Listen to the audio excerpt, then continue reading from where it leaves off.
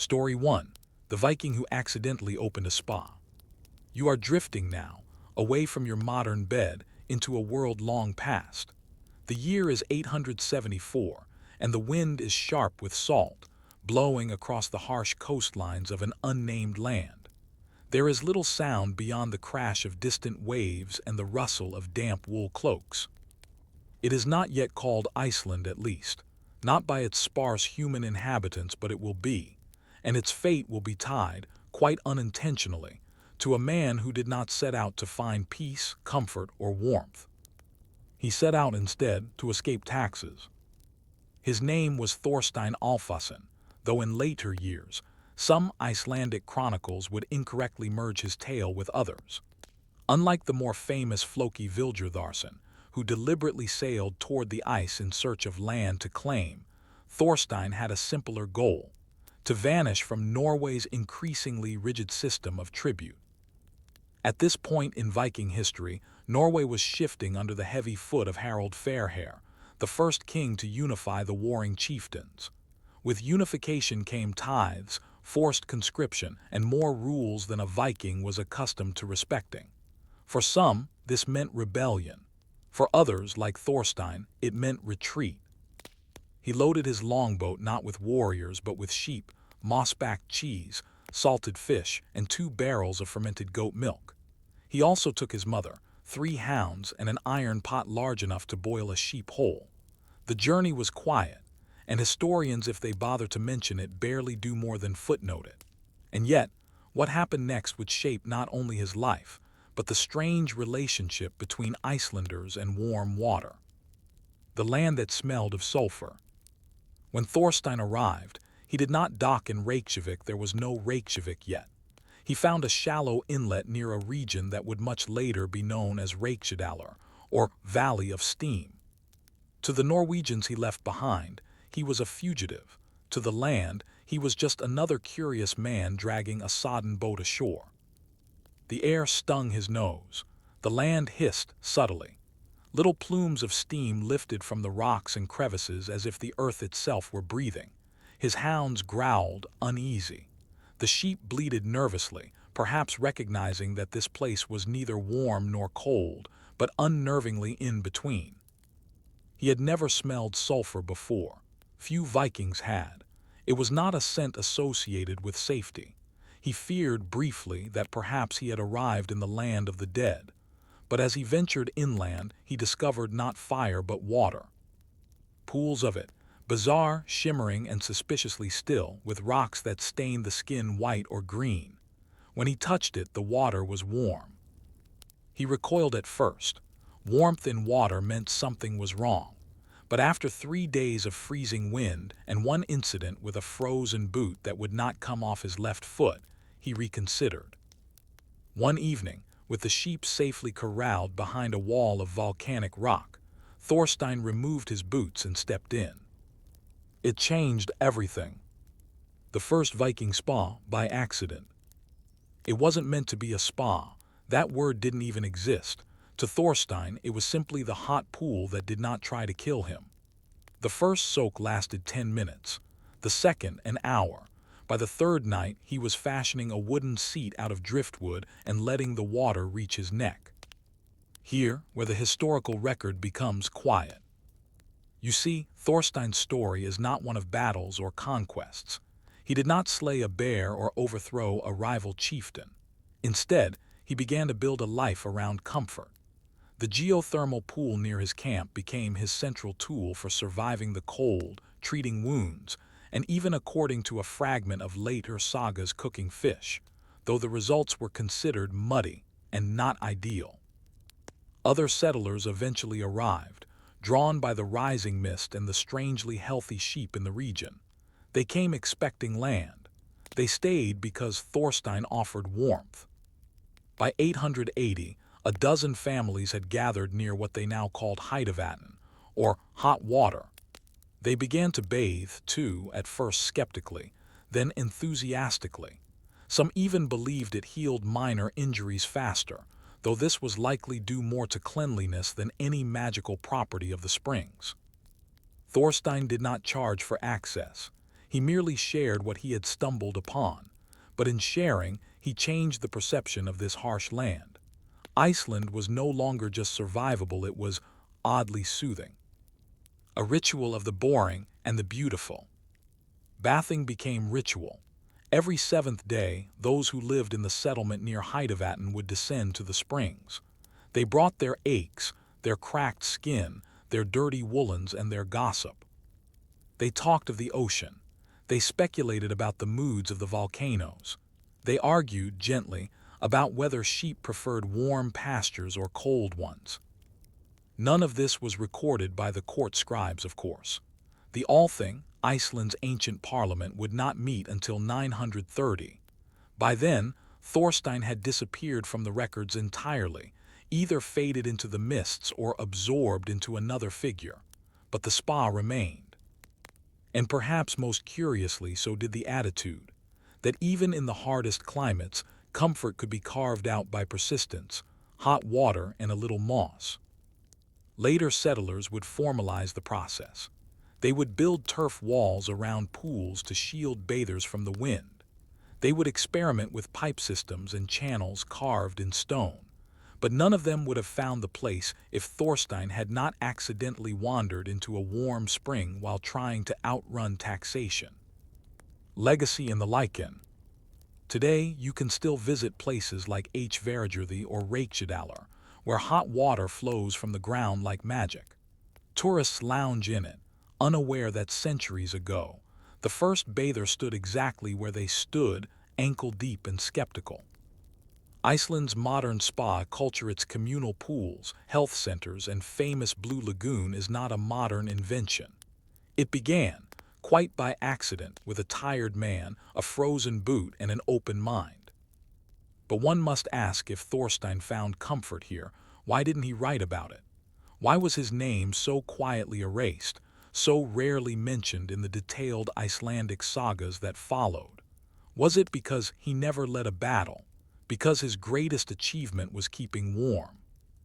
Or is it possible that his story was never erased, but simply considered too boring to write down? By now you know the basics. Thorstein Alfason was not a warrior. He was not a poet. He was not even particularly ambitious. But what he discovered and shared became a slow-burning revolution. Not the kind written in blood or shouted across seas, but the kind that seeps into a culture until it feels like it was always there. A revolution of warmth in a cold, unforgiving place. We move beyond the man himself and follow the gentle ripples of his accidental legacy. We examine how thermal waters shaped the physical and cultural structure of early Icelandic society, how geothermal features quietly influenced where people lived, and how this seemingly mundane detail, access to naturally warm water, was, in fact, one of the most significant and overlooked forces in Icelandic history. The settlers come north. When new settlers began arriving in Iceland during the late 9th and early 10th centuries, they carried with them more than livestock and families. They brought oral histories, complaints about kings, and a powerful memory of the cold. Unlike Thorstein, many of them had tried to hold out under Harald Fairhair's reign in Norway. Some had fought, others had submitted, but all had grown weary of the increasingly centralized authority and shrinking plots of arable land. Iceland, though remote and wild, offered something Norway no longer could: autonomy. Yet Iceland was not soft. It was raw. The winters were long, fuel was scarce, and volcanic soil could betray farmers as easily as it could nourish them. So when whispers spread of a place where hot water flowed from the earth freely, without the need for firewood or trade, ears perked up. Geothermal springs were not evenly distributed across the island. They were clustered, unpredictable, and largely undocumented.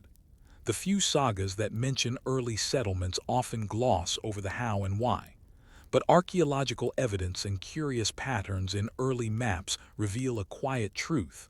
Settlers built near hot water whenever possible. They called such places Hverir, meaning hot spring, and regarded them not as miracles but as tools. And while this preference wasn't always explicit, it shows up again and again in early habitation patterns. Not because these places were lush. Often they were surrounded by barren, sulfur-stained land, but because warmth, even in small doses, was a form of survival.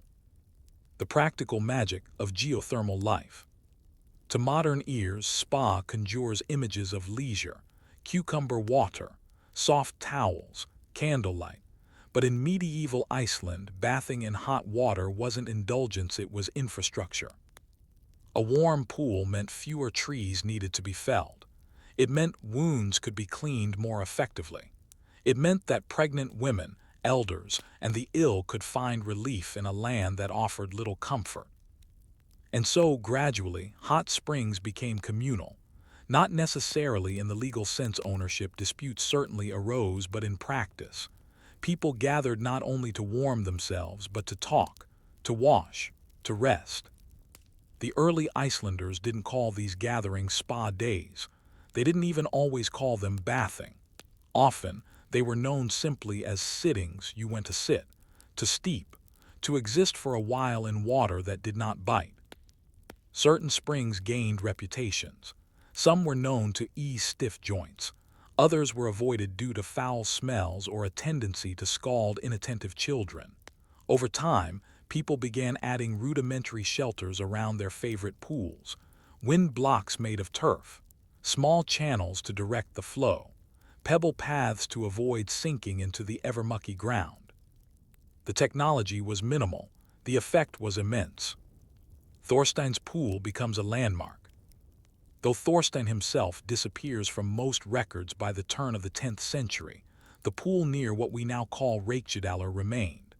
Later sagas mention a place referred to as the Basin of the Quiet Man, likely referencing the founder of the small settlement there. Whether or not this refers directly to Thorstein is debated, but the implication remains. Someone laid the groundwork, and others followed. In fact, some historians believe that Reykjadalur became one of the earliest examples of soft clustering in Icelandic settlement, a form of community drawn not around a fortress or church, but around a natural utility. Interestingly, Thorstein's pool was not especially large. It could comfortably fit 6 to 8 people at once, but it retained heat well and was near a clean stream, which meant that water could be mixed and moderated, a rare luxury in geothermal bathing. Locals eventually began using it for everything from sheep washing to cheese making. In the 11th century, a parchment fragment mentions the Wayboil of the Southern Valley, which was likely a nickname for the same pool. This, naturally, decreased its appeal for bathing, but it shows how seamlessly geothermal use integrated into daily life. A cultural shift through steam. It wasn't long before these hot water gatherings began influencing more than hygiene. In a culture built around oral tradition, communal bathing became a surprisingly fertile ground for storytelling. Without parchment or ink, stories were passed through mouths and memory, and we're better to tell a long, winding tale than when everyone is trapped together in a warm pool on a frigid day. The sagas themselves, the famed medieval Icelandic epics, rarely describe bathhouses in dramatic terms, but in private settings, stories flowed with the steam. Men spoke of distant lands, women shared birth tales, children listened. Memory, shaped by temperature and mood, stuck. Some scholars now argue that Iceland's unique storytelling culture, so rich, so preserved, was indirectly supported by these thermal gatherings. And though it's impossible to prove, it is a quietly powerful idea that the boredom and relaxation of warm water made room for long memory. When the world noticed. For centuries, Iceland's geothermal culture remained largely unnoticed outside its shores. It wasn't glamorous. It didn't feature in great treaties or wars. But by the 13th century, foreign monks and travelers began recording unusual habits among the Icelanders, a fondness for soaking, even when it snowed. One Danish priest, visiting in the early 1400s, wrote, "They bathe as if the devil himself heated the waters, but their skin is strangely free of boils. The tone was mocking, but the observation was true. Icelanders, despite their limited resources, exhibited relatively high standards of cleanliness compared to their European neighbors. Warm water had become more than survival. It had become culture. And yet the question remains, why did Thorstein himself vanish from memory? Why is the story of the man who began it all so thin, so scattered, that historians often mistake it for fiction? Could it be that he did nothing worthy of saga? That in a world addicted to the loud and heroic, a man who merely soaked and shared did not make the cut? Or is it possible that the warm water itself became the hero? That in the end, no one man owned it, and so no one man could be remembered for it? Let's take a deep breath now. We return once more to the valley that steams. We are centuries past Thorstein's landing. His small settlement has long since faded into turf and stone. The sheepfolds he built have collapsed into moss. The seat he carved from driftwood, where he once warmed his bones in geothermal bliss, is gone, reclaimed by time and silence. And yet, the water still runs warm. The spring still hisses in the morning mist. This is not a story of conquest. It is not even, strictly speaking, a story of invention. It is a story of observation, adaptation, and accidental endurance. In this final section, we examine how Thorstein's unintentional spa sowed the seeds of Iceland's long relationship with geothermal life, and how that relationship eventually caught the attention of the world. From daily necessity to cultural identity. By the 17th century, Iceland was a land increasingly isolated from the centers of European power. Harsh weather, scarce resources, and colonial entanglements with Denmark had forced the population into an austere kind of resilience. And yet, amidst all this hardship, the communal use of geothermal water remained quietly, unassumingly woven into the fabric of daily life. Unlike in much of Europe, where public baths fell out of favor after the Black Death and became associated with disease and sin, Iceland's baths were never particularly ornate or populous. They were small, functional, and built close to the land. The church tolerated them, perhaps because they were never sites of excess, nor spectacles of vanity. Communal bathing by this time had become as routine as milking a cow. There were no grand bathhouses, no marble columns or luxurious fountains. There were rocks to sit on, turf walls to break the wind, and perhaps a carved wooden scoop to help mix cold water with hot. It was not ceremony, it was life. Bathhouses of the earth. By the 1800s, the term spa had taken root across Europe, derived from the town of Spa in Belgium, but Icelanders did not rush to adopt it. They already had their own systems. More importantly, they did not consider their geothermal waters extraordinary. Foreign scientists, however, began to disagree. Naturalists and geographers from Germany, France, and Britain started arriving in the 19th century. They came to study volcanoes, tectonic plates, and geothermal phenomena. What they found, to their surprise, was not just a volatile landscape, but a people who had learned to live with the heat. One British geologist noted, "The Icelanders seem to grow from the steam like moss or lichen. Their manner is calm, their temperature always moderate, despite the boiling veins that run beneath them." By then, the capital of Reykjavik had begun developing more formalized bathhouses. The first public pool was constructed in 1887, fed by hot springs and later enhanced by geothermal wells. At first, it was used primarily for learning to swim, a skill considered crucial in a fishing nation. But soon, its secondary benefits, relaxation, hygiene, community, were clear. Iceland had rediscovered, in a modern way, what Thorstein had stumbled into 1,000 years earlier. Hot water goes public. In the early 20th century, Reykjavik made a choice that few other cities in the world had the luxury or the boldness to make. It began heating public buildings using geothermal energy, schools, hospitals, eventually homes. By 1943, The majority of Reykjavik was running on heat drawn from beneath the earth. This development transformed the country, not just economically, but emotionally. Icelanders didn't just tolerate the landscape, they learned to thrive on its quirks. The pools evolved as well. With more stable water sources and infrastructure, communal pools became town centers in the truest sense. In winter, the snow would pile high around the edges while the water remained warm and inviting. Conversations that once took place around fires or over fermented shark now happened waist-deep in steam. Some towns, like Fjords, whose name literally means hot spring field, grew up almost entirely around geothermal access. Greenhouses bloomed in the cold, warmed from below. Tomatoes were grown next to glaciers. Bread was baked underground in steaming earth ovens. Hot water wasn't just comfort, now it was power. And still the people bathed. The Blue Lagoon and the birth of geothermal tourism.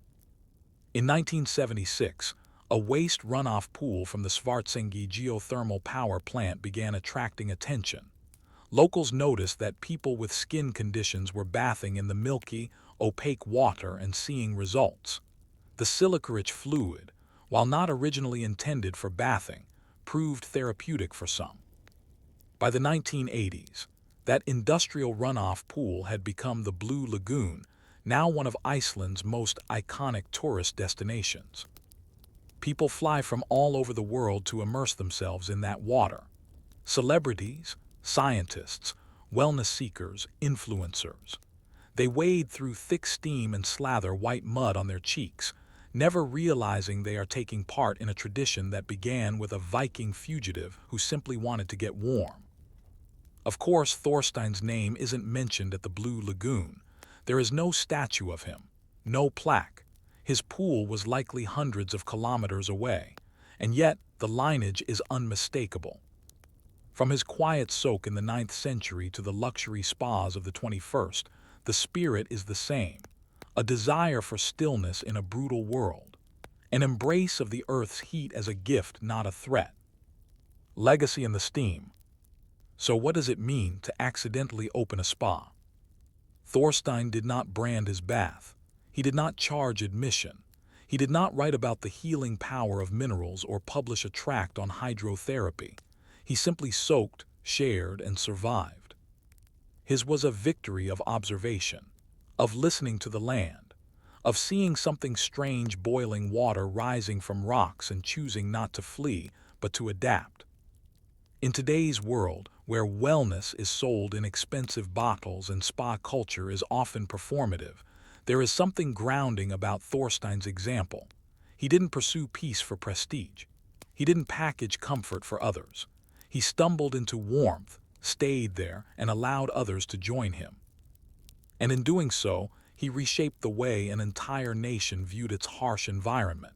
He turned something terrifying into something communal, dangerous water into healing, a fugitive's exile into a tradition of quiet resilience. So when you soak in a hot spring, whether in Iceland or elsewhere, remember, it wasn't always about candles and cucumber water. Sometimes it began with frozen boots, tired feet, and a man who decided without fanfare that warmth was worth sharing. Story 2. The Roman who invented bureaucracy and regretted it. Not the grand marble of the Colosseum or the Senate steps where Cicero once thundered, but a humbler slab, smooth, cracked, and ink-stained from too many elbows. You are not in the world of emperors or gladiators. You are deep in the bowels of the Roman administrative system, among wax tablets, reed pens, and endless lists of grain. It is the 2nd century CE. The Roman Empire is near its height, stretching from the windswept coasts of Britannia to the deserts of Egypt, a patchwork of peoples and tongues held together by roads, soldiers, and paperwork. And in the middle of this machine sits a man with thinning hair, meticulous habits, and absolutely no ambition for glory. His name is Gaius Vibius Maximus, and he is a bureaucrat, the least remembered power in the empire. Gaius Vibius Maximus was not a senator. He did not command legions or shape foreign policy, but for nearly 15 years he served as the Praefectus Aegypti, the Roman-appointed governor of Egypt. A prestigious position, yes, but one more concerned with scrolls than with swords. You might think of Egypt as Cleopatra's realm, filled with pyramids and gold. But to Rome, Egypt was something else entirely, a grain warehouse. More than one-third of Rome's food supply came from the Nile. If the harvest failed in Egypt, the people of the capital would go hungry. Riots would erupt. Emperors could fall. And so, the job of administering Egypt was not glamorous, it was vital. And at the heart of this grain-fed stability sat Gaius, surrounded by ledgers, quotas, and officials arguing over shipping timetables. His title was grand, but his daily life was painfully mundane. He woke before dawn, he dictated letters, he reviewed census documents, he approved shipments, resolved disputes about irrigation, and signed off on taxes. Then he did it again, and again, for more than a decade. His handwriting was precise, his orders were direct, and his legacy, at least in one dusty archive of papyrus fragments, remains surprisingly intact. The census that went too far. Gaius Vibius Maximus is most well known not through biography, but through bureaucracy. In a preserved document dated to around 104 CE, an order is recorded in Greek, the common administrative language of Roman Egypt. It reads, roughly translated, "The house-to-house census having begun, it is essential that all who are away from their homes be ordered to return to their own hearths, that they may fulfill their civic duty." It's one of the earliest surviving written census orders of the Roman Empire, and it carries a distinctly weary tone. By this time, Roman bureaucracy had grown complex enough to require annual censuses, conducted with the help of village scribes, record keepers, and notaries. But many people fled temporarily or permanently to avoid being counted, because to be counted was to be taxed. So Gaius ordered them home. He did not threaten them. He simply reminded them of their duty, civil, financial, and otherwise. And here perhaps we glimpse the essence of the man. Not a tyrant, not a hero, but a functionary of civilization. A man who believed, perhaps too deeply, that order was worth preserving, even when it exhausted everyone involved. The dull mechanics of empire. Consider for a moment what it meant to run a province like Egypt. There were no telephones, no email, no railroads. Gaius Vibius Maximus had to maintain control over a territory thousands of kilometers long using a system of scribes, oxen-drawn carts, runners, and wooden message boards. Every tax order had to be handwritten, sealed, and delivered. Every reply had to be stored. And Egypt was particularly complicated. The Nile flooded every year, changing the very landscape.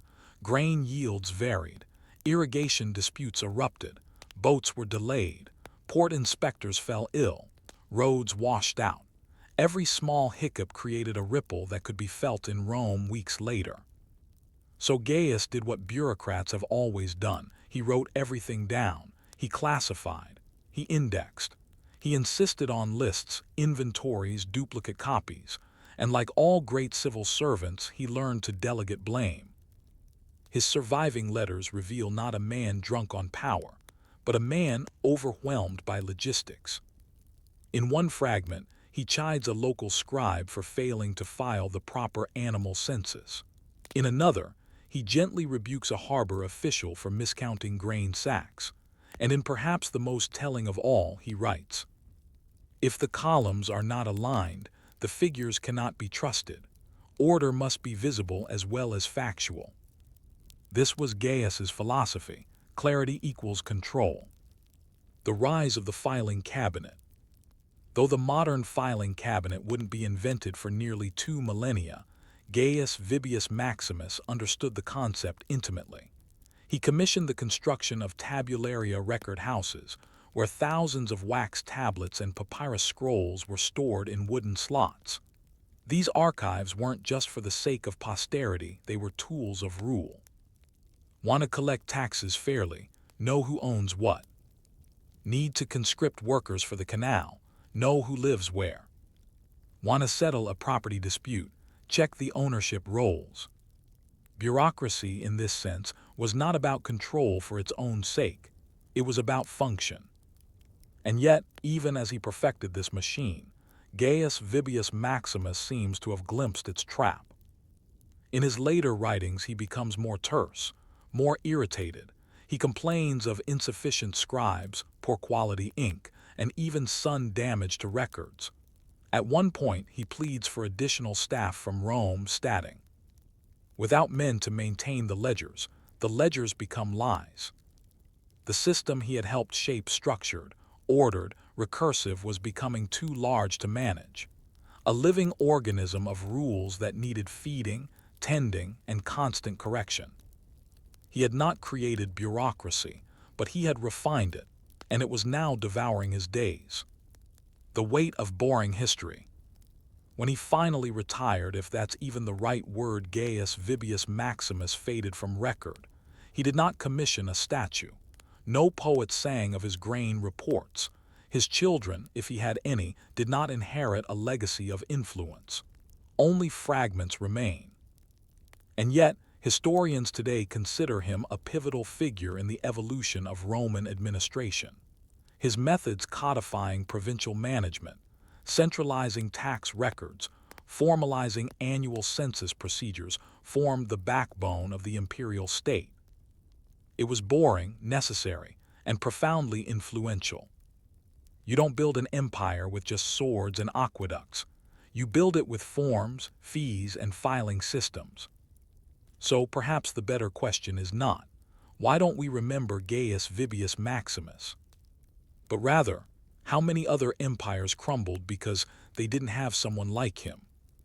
You've met Gaius Vibius Maximus. Not a general, not a senator, not a man of ambition, at least not in the traditional Roman sense. And yet, his work, his ink-stained fingers and his perfectly ruled ledgers, laid down the bones of an empire far more quietly than Caesar's legions ever did. We explore the spread of his methods, the evolution of Roman administration, and how the very system Gaius helped perfect eventually began to overwhelm itself. This is a story not just of paperwork, but of how order turns into overreach, and how one man's pursuit of structure left behind a system that could no longer serve the very people it was meant to organize. A template for empire. After his long tenure in Egypt, Gaius Vibius Maximus's techniques were not forgotten. His staff secretaries, assistants, scribes had learned under his strict standards. Many went on to hold positions in other provinces. Some carried with them copied documents, census forms, grain registers, construction permits, all adapted to different regions. In this way, Gaius's administrative vision metastasized quietly, efficiently. And it came at just the right time. The Roman Empire, by the early 2nd century CE, was a vast, creaking machine. With every new province came new demands, taxation schemes, border assessments, supply chains for legions, and local legal records. The old informal systems, largely based on favors, local knowledge, and senatorial interference, were too fragile to hold it all. So Rome began to professionalize its imperial bureaucracy, not in theory but in dusty, daily practice. It built offices, hired full-time scribes, trained local clerks in Latin and bookkeeping. And more often than not, those doing the training had once worked under Gaius. His obsession with redundancy double copies, triplicate ledgers, summary lists of master lists became standard practice. His penchant for margins and column alignment became an imperial aesthetic. His insistence on assigning each village a unique code for census purposes became a precursor to Roman record numbers, an early ancestor of modern identification systems. The beauty and burden of the system. In the short term, this administrative bloom worked. Grain shipments became more reliable, tax collection more consistent, Roman engineers, aided by detailed regional records, began developing infrastructure at unprecedented scales: bridges, roads, irrigation systems, and military outposts placed with logistical precision. Letters from the imperial court in Rome began to quote statistics with confidence: population numbers, cattle counts, crop estimates. For a while, it felt like a new kind of empire, an empire of knowledge. And yet, as the second century wore on, cracks began to show. Gaius's style, built on meticulousness, depended on constant input. The system worked only if every scribe showed up, every tally was verified, and every shipment was documented. But the empire had grown too large, and people, being people, failed. Scribes made errors. Messengers lost tablets. Local officials falsified grain reports to line their pockets. Entire villages disappeared from census rolls due to political favoritism or clerical omission. And so, as the paperwork grew heavier, it grew less reliable. The rise of the paper class. Meanwhile, a new social class began to form: the career bureaucrat. Unlike in earlier Roman history, where political positions were often temporary or honorary, these new roles were permanent, technical, and specialized. They were not soldiers nor statesmen. They were professional administrators, many of them born far from Rome, speaking Greek, Coptic, or Berber.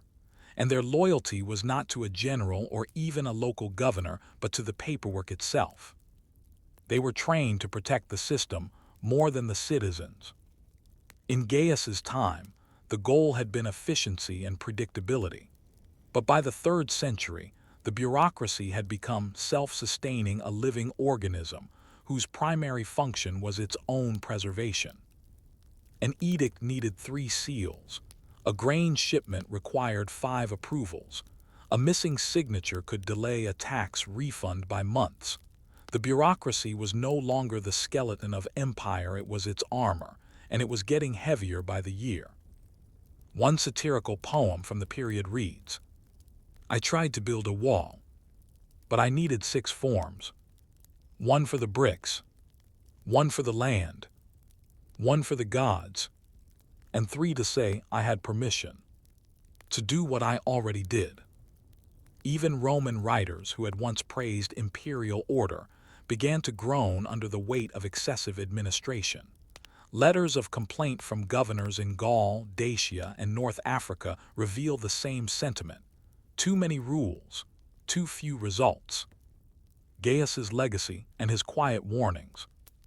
There is no diary from Gaius Vibius Maximus, no final letter, but among his early writings, one survives, perhaps overlooked by later scholars. It is not an order or decree, but a private note scrawled in the margin of a supply manifest. Order brings peace, but peace breeds pages. It is unclear whether he meant it sincerely or bitterly, perhaps both. In another surviving fragment, he acknowledges a troubling truth. The more we know, the more we must maintain. There is no end to the columns. Each answer demands another question, and still the Nile floods uncaring. It is one of the earliest recorded instances of what modern historians might call administrative fatigue. Gaius had sought to make the empire manageable, but in doing so, he may have contributed to a trend he never intended: an empire that could no longer act, only document. A slow collapse in ink. By the 4th century CE, the Roman bureaucracy was both immense and immobile. When crisis-struck plagues, barbarian incursions, military coups, the system faltered not just because of bad leadership, but because it had become too rigid to adapt. Important decisions were delayed while clerks waited for approvals.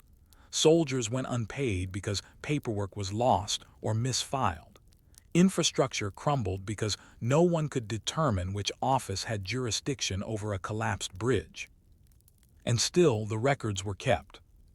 Scrolls, tablets, orders, permits.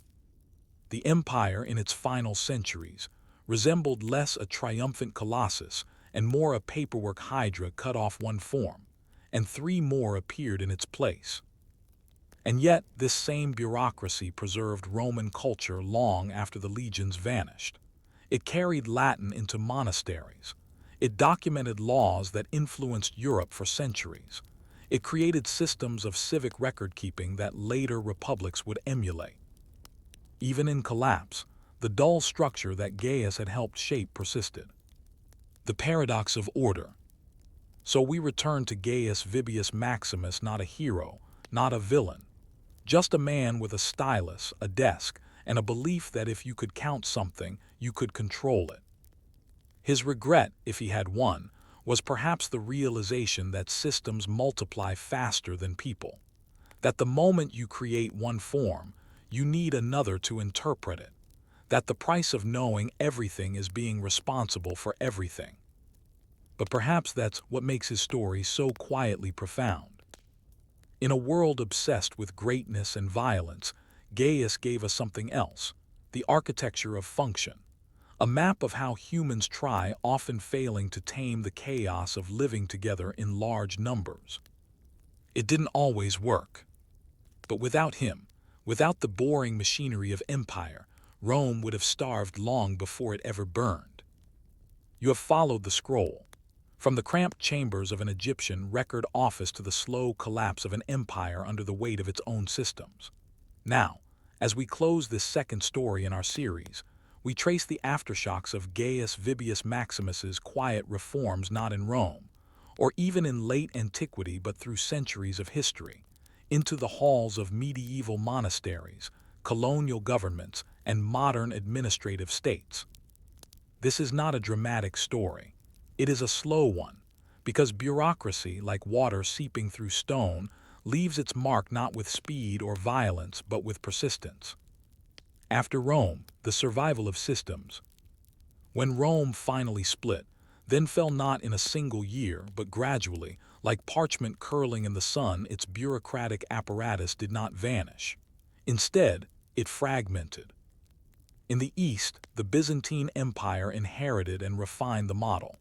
The civil service of Constantinople was legendary for its complexity. Offices were inherited like noble titles. Document chains spanned generations. Greek replaced Latin, but the methods record-keeping, layered approval, fixed procedure remained. In the West, things moved more slowly. Barbarian kingdoms were less literate, less inclined toward documentation. And yet, the idea of administrative control, the invisible power of scrolls and scribes, proved too useful to ignore. Medieval monasteries became islands of written order. In them, monks carefully copied Roman texts, including not just theology but imperial legal codes, tax records, census formats. What they didn't use immediately, they preserved for others.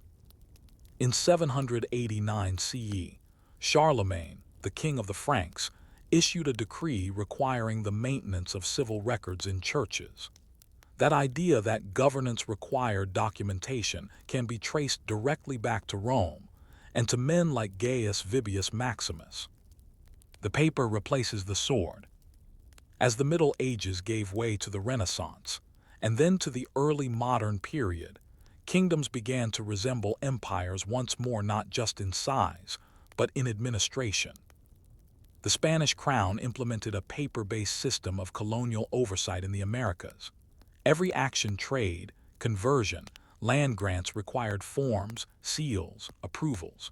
France's intendants, local royal officials under Louis XIV, were buried in requests, reports, and ledgers.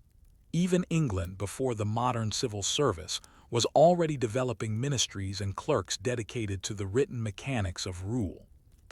The lesson was clear: power now lived in the margins. Gaius Vibius Maximus may never have imagined filing cabinets or postage stamps, but his belief that empire could be held together by knowledge, repetition, and structure had become the blueprint for civilization. And this blueprint, dull as it may seem, shaped more of the modern world than most wars or revolutions. Modern reflections of ancient ink. Let's pause here. Imagine a civil servant in London in 1895, drafting yet another form for census officials in India. Or a city clerk in Chicago in 1923, logging the issuance of a dog license. Or a passport officer in 2025, scanning biometric data into a database. None of these people will ever know Gaius Vibius Maximus. His name will never appear on their documents, and yet they are his children, professionally speaking. The standardized form, the insistence on clear margins, the concept of identity verified by paperwork, the expectation that every human can and should be registered, listed, taxed, and filed, these are Roman ideas. These are Gaius's ideas. The irony, he didn't seek legacy, he sought function. He tried to make a sprawling, incoherent empire slightly more manageable. But the system he helped codify took on a life of its own, sprawling, far beyond its creator's reach. The loneliness of the ledger keeper. Was Gaius proud? Was he haunted? We don't know. No one ever wrote his biography. No statue survives. His letters are terse. His notes are mostly procedural. But one brief line found on the back of a draft order hints at something more personal. We do not rule the empire. We hold it steady, one name at a time. It's not clear if he was referring to himself or to the system. But in either case, it reveals a worldview not often praised in history, that of the stabilizer. We celebrate conquerors and rebels, but the ledger keeper, the one who made the roads run on time, who accounted for the grain, who reminded citizens to go home and be counted. Their reward is silence. But without them, there is no state. Legacy measured in procedures. Today, as you drift toward rest, think not of emperors or philosophers, but of the procedural world you move through every day. The signature you scribble on a form, the identification number tied to your name, the line you stand in to renew a license, the census worker who knocks politely every 10 years, the hospital clerk who ensures your name is spelled correctly in a record. All of it dull, frustrating, necessary, is an echo of Rome. And behind that echo, somewhere in a quiet office in Roman Egypt, sits Gaius Vibius Maximus, stylus in hand, head bowed, ensuring that at least one copy of the grain tally is aligned and sealed before sundown. He did not want power, he wanted precision. And in that pursuit, he helped write the script of civilization. Story 3. How medieval monks managed laundry. You awaken now not in marble halls or steamy springs, but in a place colder, quieter, and softer. A stone cloister damp with morning mist, slate roofs, bare walls, the smell of beeswax, candle smoke, and damp linen. It is the 12th century. You are in a Benedictine monastery somewhere in northern France, though it could just as easily be Yorkshire, the Rhineland, or central Italy. The rules are the same. The rhythms are the same. The silence is the same. This is a world where prayers are timed by bells, meals by shadows, and sins by ink. But beneath the chants in Scripture lies a quiet, back-breaking question that has haunted monks for centuries. Who does the laundry? Because even among lives of devotion, cloth must be cleaned, habits gather dust, sheets sour, towels mildew. And so, among the most pious and learned men of medieval Christendom, some poor soul had to be in charge of washing the robes. This is not a joke. It is a piece of history rarely told. And yet, in the laundry rooms of Europe's monastic houses, we find not just soap and steam, but the roots of hygiene, chemistry, and daily survival in the medieval world. Holy dirt, holy rules. The rule of Saint Benedict, written in the 6th century, became the backbone of Western monasticism. It dictated everything: how many hours to pray, when to eat, how to sleep, and though rarely discussed, what to wear and how to maintain it. Each monk was allowed 2 tunics and 1 cowl, a thick outer robe with a hood.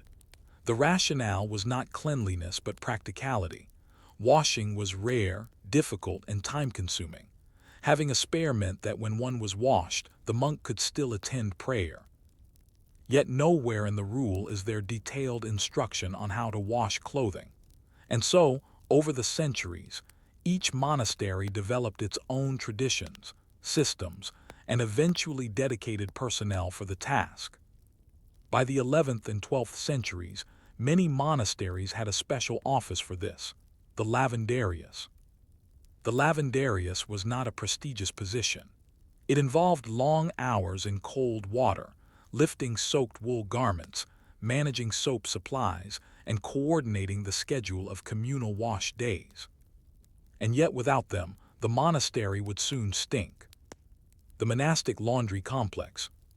To understand the scope of medieval laundry, you must understand the architecture. Many monasteries were self-contained villages.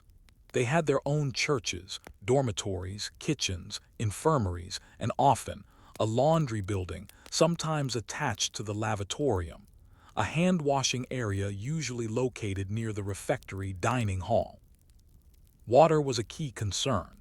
Ideally, the monastery was built near a stream or spring, which could be diverted through stone channels to provide clean, flowing water for both washing and waste.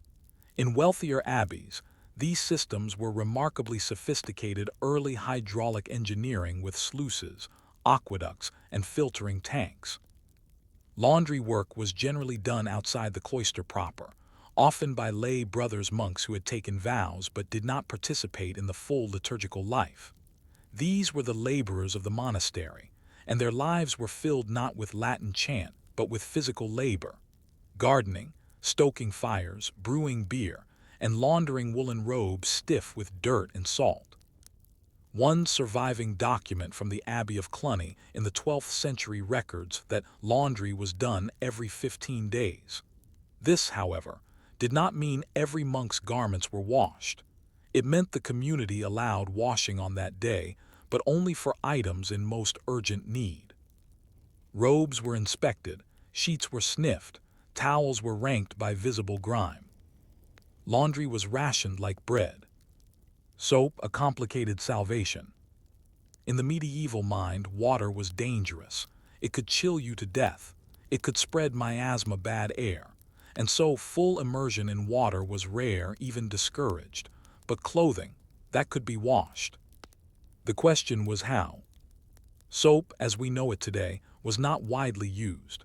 The earliest monastic laundries relied on alkaline solutions made from wood ash, combined with animal fat or clay. Soapwort, a plant with natural foaming properties, was used in some regions, soaked and beaten into fabrics. Later on, especially in Italian and Spanish monasteries, olive oil-based soaps became available precursors to Castile soap. But these were expensive and reserved for high-ranking monks or special linens. Washing involved long soaking, scrubbing against grooved stones, and rinsing with large quantities of water. Garments were then hung in cloisters or on ropes strung in the inner courtyards, where the wind could dry them slowly. Ironically, the monastic obsession with order and cleanliness, originally symbolic of inner purity, became, over time, a logistical nightmare. One anonymous monk in the 13th century wrote, "The Lord's robes were never so troubled. Why must ours be scoured so often? Are we more holy or more muddy?" It's hard to tell if he was joking. The sound of washing in a silent world. You might imagine the monastery as a place of silence and solemnity, but on laundry day, that illusion dissolved. The lavandarius and his helpers grunted, splashed, hauled, and argued. The smells of lye, damp wool, and smoke filled the cloister's outer walls. Garments were beaten with wooden paddles or stones to loosen grime. Fires were stoked under boiling vats. The sounds echoed into the scriptoria, disturbing the monks copying sacred texts. Some monasteries even moved the laundry quarters farther away from the main buildings, simply to preserve the peace. One Cistercian order eventually forbade washing on feast days, not for reasons of cleanliness, but because the noise was considered irreverent. Still, the work continued. Laundry had to be done. Monks, after all, were not saints.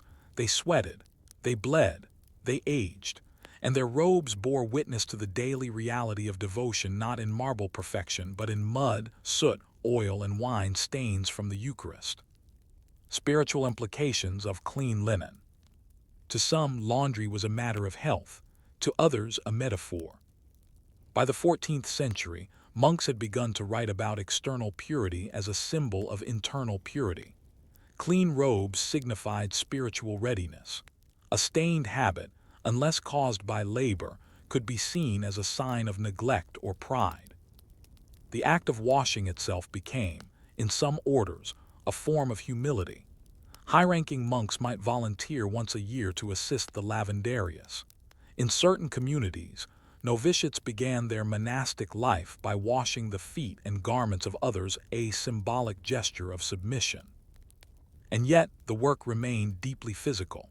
There was no way to spiritualize the pain of scrubbing frozen wool in February. There were no metaphors when hauling buckets up slippery stone stairs.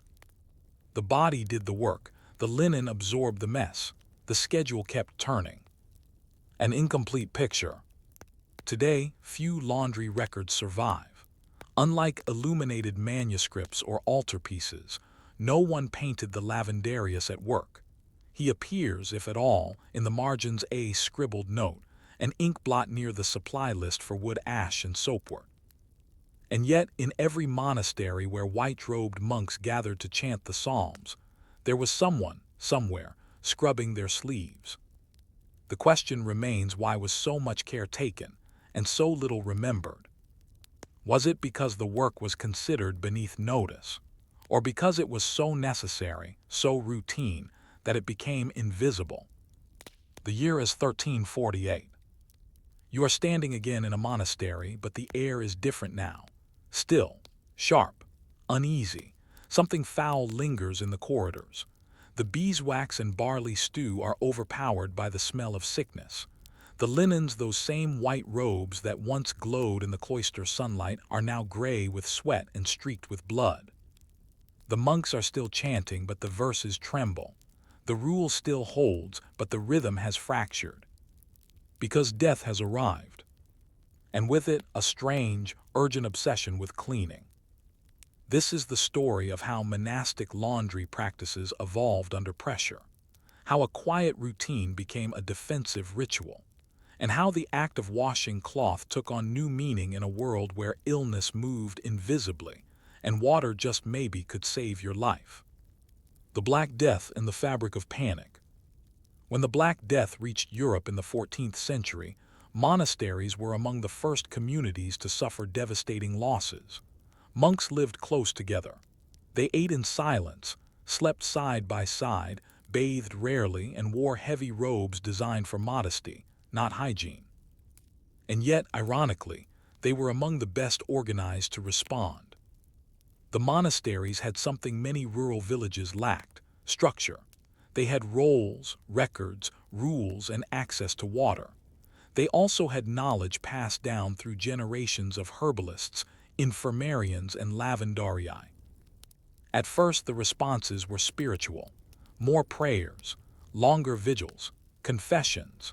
But as monks began to fall ill and die suffering fever, buboes, vomiting, and bleeding, the need for physical intervention became urgent. And so, the laundries long overlooked, suddenly, became critical sites of activity. Crisis laundering, linen lie in fire. The laundry protocols adapted. Cloth from the infirmary was no longer washed in the usual tubs. It was now boiled. Stronger soap solutions were brewed from ash and lime. In some places, the monks experimented with vinegar soaks and salt scrubs, early, primitive disinfectants. Special robes distinct from daily habits were set aside for plague care. These would be worn once, then burned or boiled. In wealthier monasteries, these plague garments were boiled in huge kettles over outdoor fires, then dried away from communal areas. The lavandarii now wore gloves, often just scraps of leather, and covered their mouths with wool. They didn't understand germs, but they understood contamination. They had seen the illness spread from cloth to skin too many times to think it mere coincidence. One Cistercian letter from 1350 reads, "The robes of Brother Thomas did cause sores upon Brother Lucian's hands. We now burn such linens when death has passed through them." The writing is factual, flat, but behind it is the sound of desperation.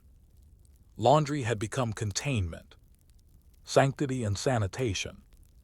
Even before the plague, monasteries had a complex relationship with cleanliness. Too much bathing was associated with vanity. Too little was associated with sin. Clean robes were a sign of order, but the monks were discouraged from obsessing over appearance. The Black Death shifted that balance. Suddenly, purity became survival.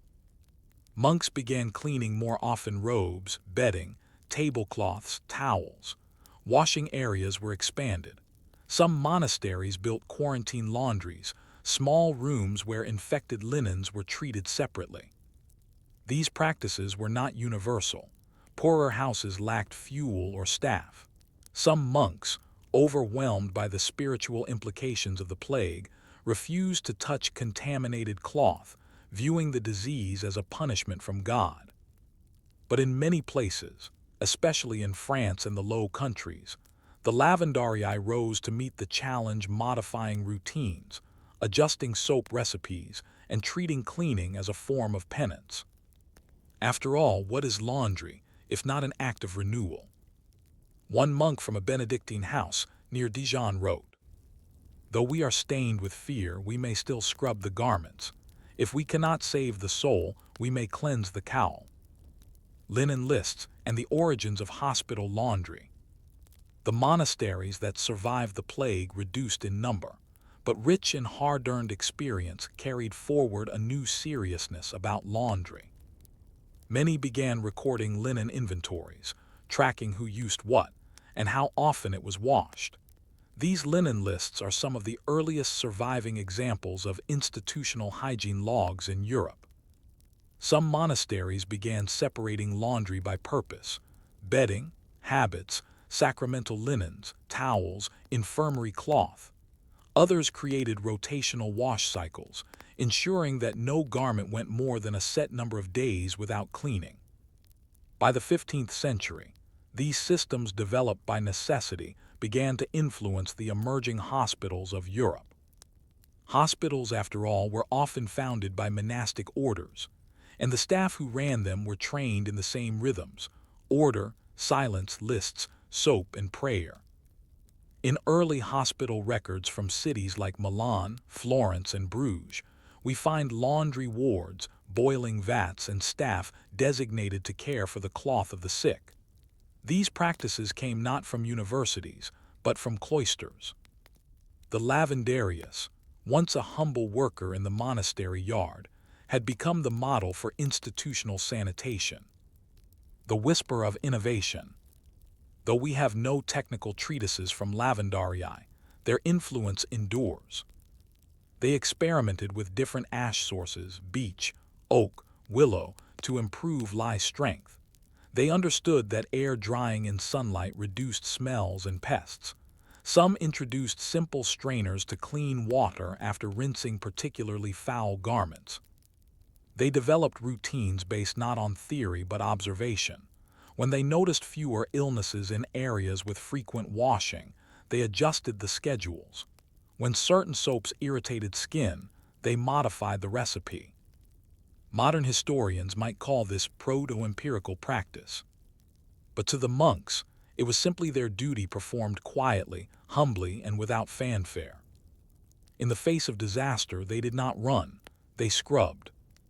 And in their scrubbing, they left behind something rare in medieval life: a working model of sanitation, passed down not by scholars but by hands in suds. The question, of course, still lingers. Did the monks know they were shaping the future of hygiene? Or were they simply trying to keep the habits from rotting? By now, we've followed the humble robe from the cloister to the plague ward, from silent stone halls to smoky boiling vats. We've seen how a mundane chore became a means of survival, a gesture of devotion, and perhaps most surprisingly, an early foundation for public health. We return to the monks not as passive historical relics, but as pioneers of process, whose laundry work quietly influenced the way the modern world thinks about cleanliness, labor, and dignity. Because as it turns out, laundry was never just about soap and steam. It was about ritual, routine, and a quiet theology of care.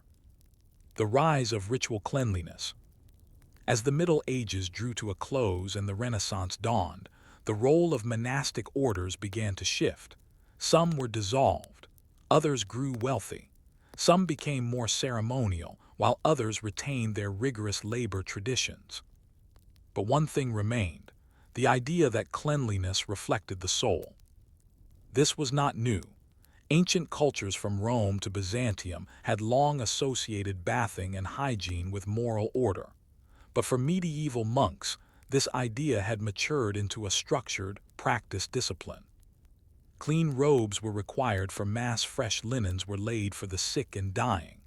Garments were rotated and purified with an almost liturgical rhythm. In Cistercian houses, the cycle of washing, drying, and folding was interwoven with the cycle of prayer, ora et labora, pray and work.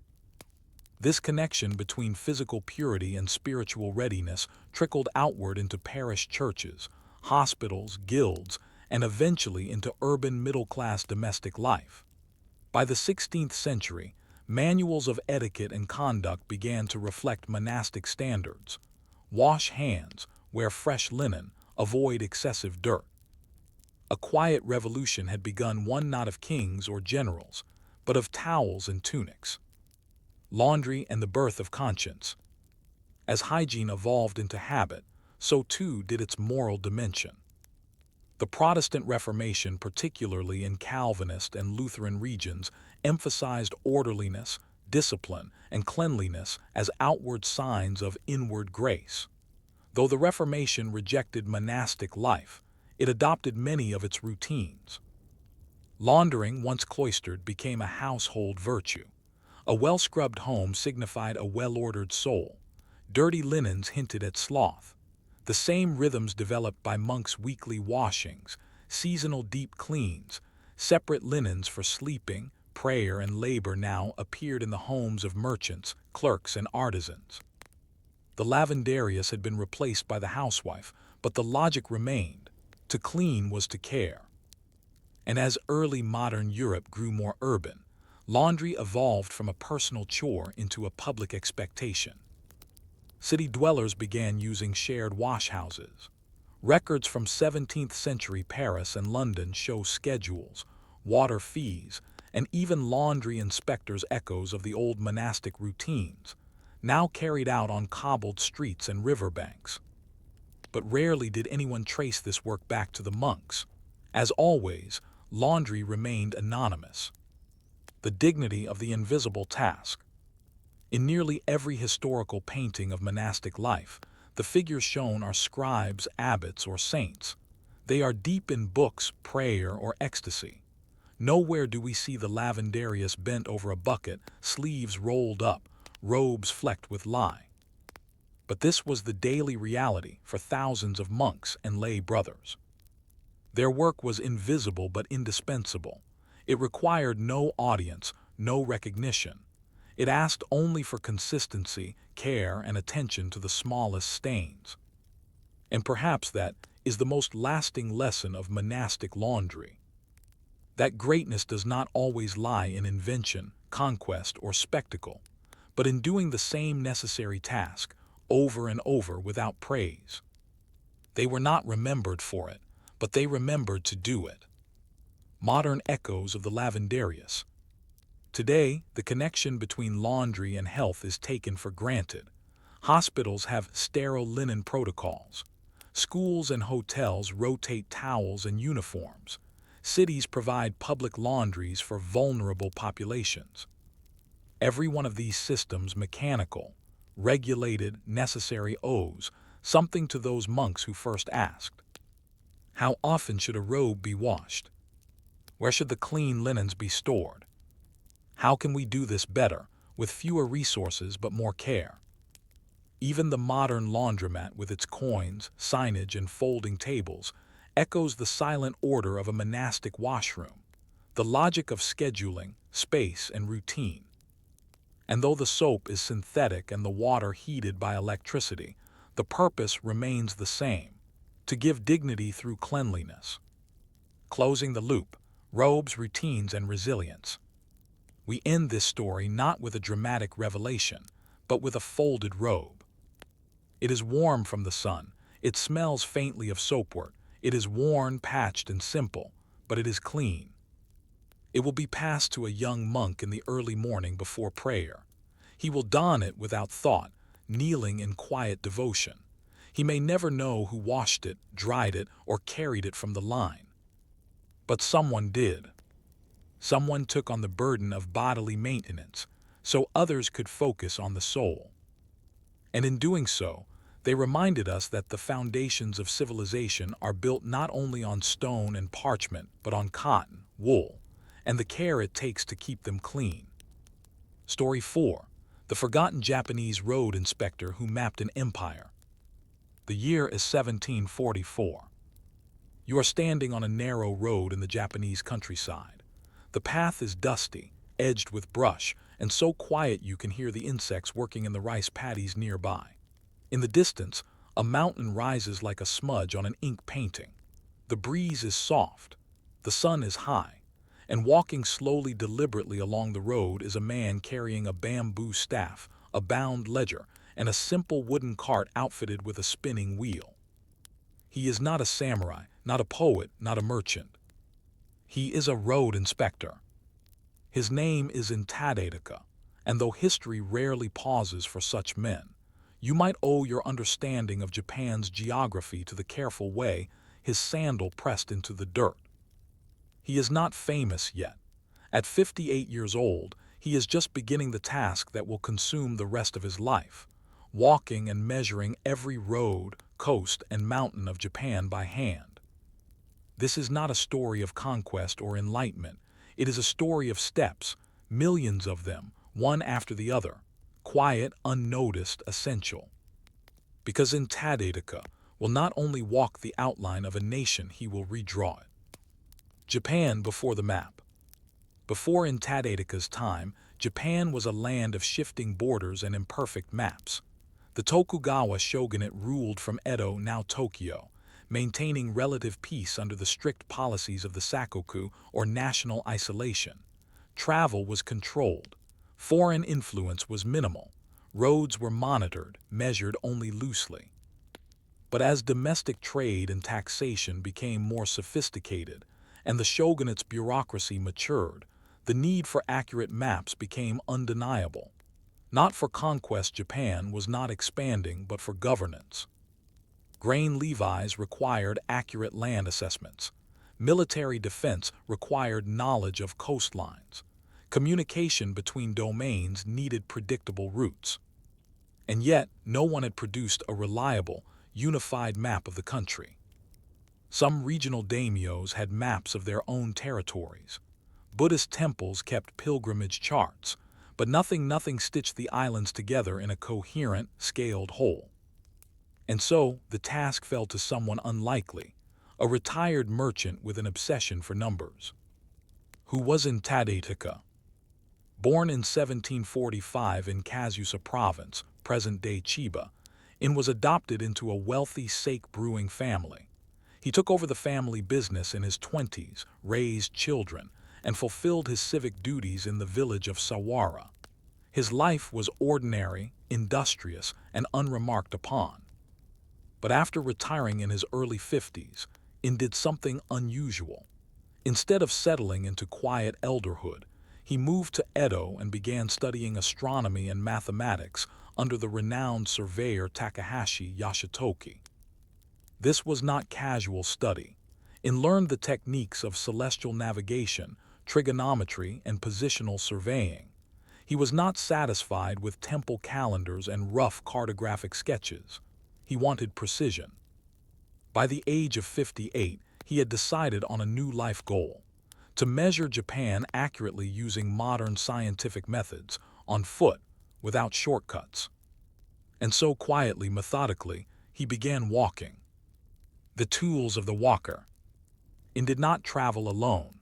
He led a small team of assistants and apprentices, each trained in surveying and measurement. Their tools were simple but effective. Measuring wheels carts with calibrated wheels that counted revolutions to estimate distance. Quadrants and compasses to calculate angles, directions, and triangulations. Abacuses and ledgers to record positions, errors, and corrections. Sundials and water clocks for timekeeping, essential in longitude calculations. At night, in used astronomical observations to verify his position. During the day, he documented every road curve, elevation change, and coastline bend. He took note of villages, rivers, boundary markers, and shrines.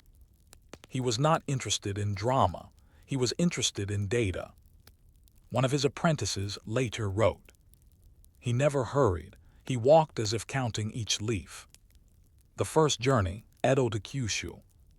In 1800, with Tokugawa permission, undertook his first formal survey, from Edo southward through western Honshu to the island of Kyushu and back.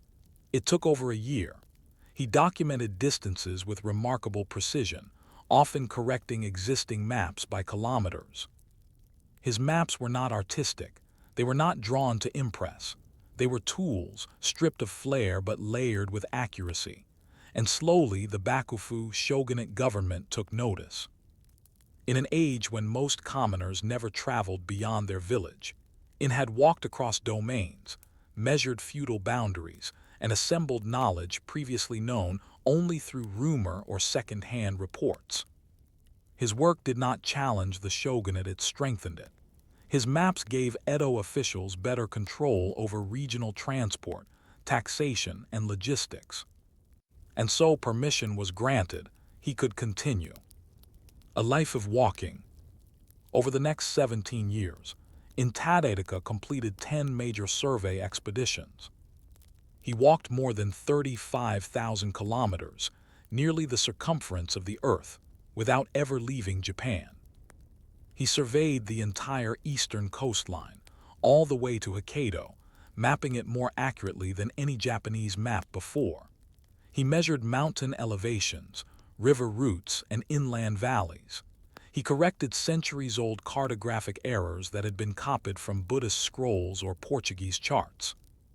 And he did it without glory, without rank, without fame. Even the daimyos whose lands he crossed rarely understood the significance of his work. To many, he was simply a curious old man with measuring wheels and a fondness for stars. But in Edo, officials began to whisper that this merchant-turned-walker had accomplished something no one else had, a rational, measured picture of the nation itself. And yet, by the time he died in 1818, his maps were still unpublished. The quiet before the recognition. Died at the age of 73, while still reviewing measurements from his final expedition. His maps, manuscripts, and calculations filled boxes meticulously labeled, cross-referenced, and incomplete. He never saw the full publication of his work. He never received a title.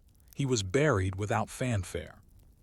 But a decade later, the shogunate began compiling his records into official charts.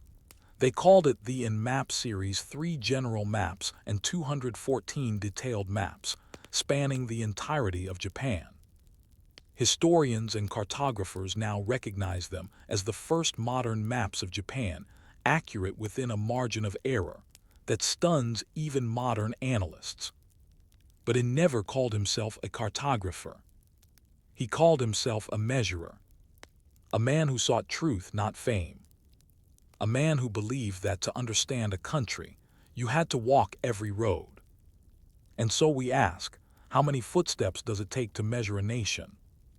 And is the man who counts them ever truly remembered, or just the map he left behind? In the years after Tadedeka's death in 1818, Japan remained outwardly unchanged. The samurai still ruled. The emperor still lived in ceremonial seclusion. The roads were still patrolled. And yet, something subtle had shifted. The land itself had been seen. Not mythically, not spiritually, but measured, charted, and understood. Tadadeka had walked across rivers, fields, rice paddies, and pine forests, driven not by conquest or trade, but by the quiet ambition of accuracy. He didn't discover Japan. He defined it.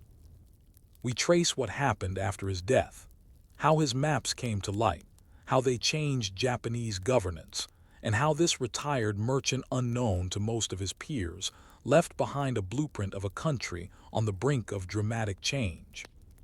The InMap project. Tadadeka's notes were numerous, meticulous, and incomplete. He had produced drafts of his surveys, made endless field notes, and begun to compile clean versions of key regions, but the full map of Japan remained a work in progress. After his death, his assistants, particularly his adopted son in Hironaka, continued the project, compiling, cross-referencing, and engraving maps based on Tadadeka's notes. It was not easy. Measurements were repeated, errors were debated, mountains had to be redrawn, coastlines adjusted. Over the next decade, the team produced what would become the Inzu, Chinese letter, Chinese letter, Chinese letter, the In Maps. The final collection contained 3 general maps of Japan at varying scales: 1. 432,000, 1. 216,000, and 1. 36,000. 214 detailed maps, Chinese letter, Azu, of various coastal and inland regions. Dozens of accompanying documents explaining the surveying methodology. These maps were hand-drawn, colored, labeled, and bound into volumes that would circulate very quietly through government circles. They were not published for the general public, because in the Tokugawa era, maps were not neutral objects. They were instruments of power. When knowing is control. For the Tokugawa shogunate, detailed maps were a delicate matter. Too much knowledge of the landscape, particularly strategic routes, rivers, and coastlines, could be dangerous in the wrong hands. And so, Ino's maps were treated as state secrets, locked away in archives, accessible only to trusted officials. They were used to assess travel permits more precisely, standardize tax collection routes, plan military responses to coastal threats, compare domain boundaries. They gave the shogunate vision not just of political borders, but of infrastructure, logistics, and vulnerability. And all of it began with one man walking. In time, copies of the maps were sent to key provincial offices. They were treated not as works of geography, but as tools of administration. Tadadeka would have understood this. He had never sought public attention. He wanted the land to be understood, not glorified. But even he might not have foreseen how deeply his methodical work would shape the machinery of state. Surveying as science and art. Tadadeka's methods were rooted in the Chinese and Western traditions he had studied in Edo under Takahashi Yashitoki. His surveys used triangulation, astronomical observations, and distance measurements, producing results that by modern analysis were accurate to within 0.2% in many areas. He was the first person in Japan to measure latitude using astronomical readings. In fact, some of his records include corrections for curvature of the Earth, an astonishing detail for a self-trained man in a largely isolated nation. But what makes his maps so remarkable isn't just their mathematical precision. It's their balance. They're not purely functional, nor are they decorative. They are practical, elegant, and deeply human. Mountain ranges are shown with shaded slopes. Rivers gently taper. Villages are placed with care. The coastline curves in realistic, sweeping arcs, not the jagged, speculative outlines of earlier maps. Each line suggests not just where something is, but how it was walked. This wasn't the cold cartography of empire. It was the measured poetry of movement. Japan looks at itself. Though Tadadeka died under the Tokugawa regime, his maps would eventually outlive it. By the mid-1800s, Japan was being drawn into global currents it could no longer resist. Commodore Perry's black ships arrived in 1853. The shogunate began to weaken, and by 1868, the Meiji Restoration had begun ushering in a new, modernizing government determined to centralize power and build a Western-style nation-state. And what did they need? Maps. Accurate maps of roads, rivers, coastlines, and population centers. Maps that could support new railways, new postal systems, new education districts, new military routes. And so they returned quietly, reverently to the Inzu. The Meiji government used Tadetaka's maps as a foundation for modern topographical surveys, eventually adapting his method into a more technical, European-style system with optical tools and rail-based triangulation. But the core approach remained. Walk, observe, measure, correct, repeat. A method so simple and so profound that it still underpins aspects of modern mapping today. A legacy without a statue. Today, you can visit the Tadetaka Museum in Katori City, Chiba Prefecture. There are replicas of his wheels, his field notes, and his telescopes. Schoolchildren visit. Local historians smile. But his name is still not widely known outside Japan. No Shinto shrine was built in his honor. No major street bears his name in Tokyo. His legacy is not in marble or bronze, but in paper and ink. And in the lines that define the shape of Japan, lines he walked, one step at a time. Even now, cartographers marvel at the maps. Even now, historians squint at the annotations and wonder how he captured so much with so little. But the truth is simple: he walked, he watched, he wrote. And he trusted that the shape of a nation could be found not in declarations, but in observation. Still, one question remains.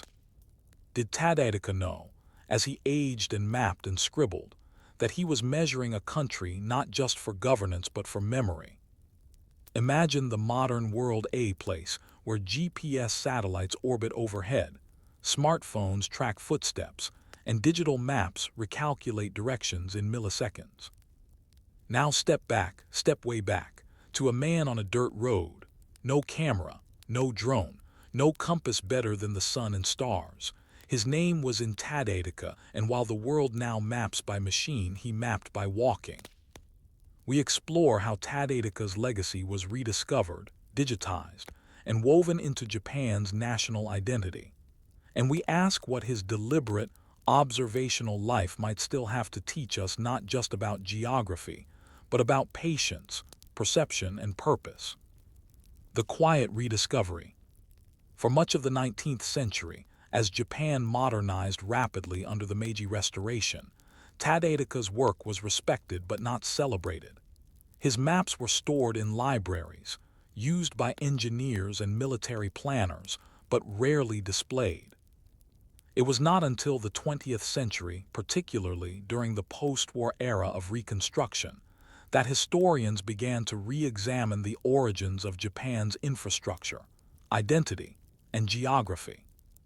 They found over and over the same name at the root of their maps, in Tadetaka.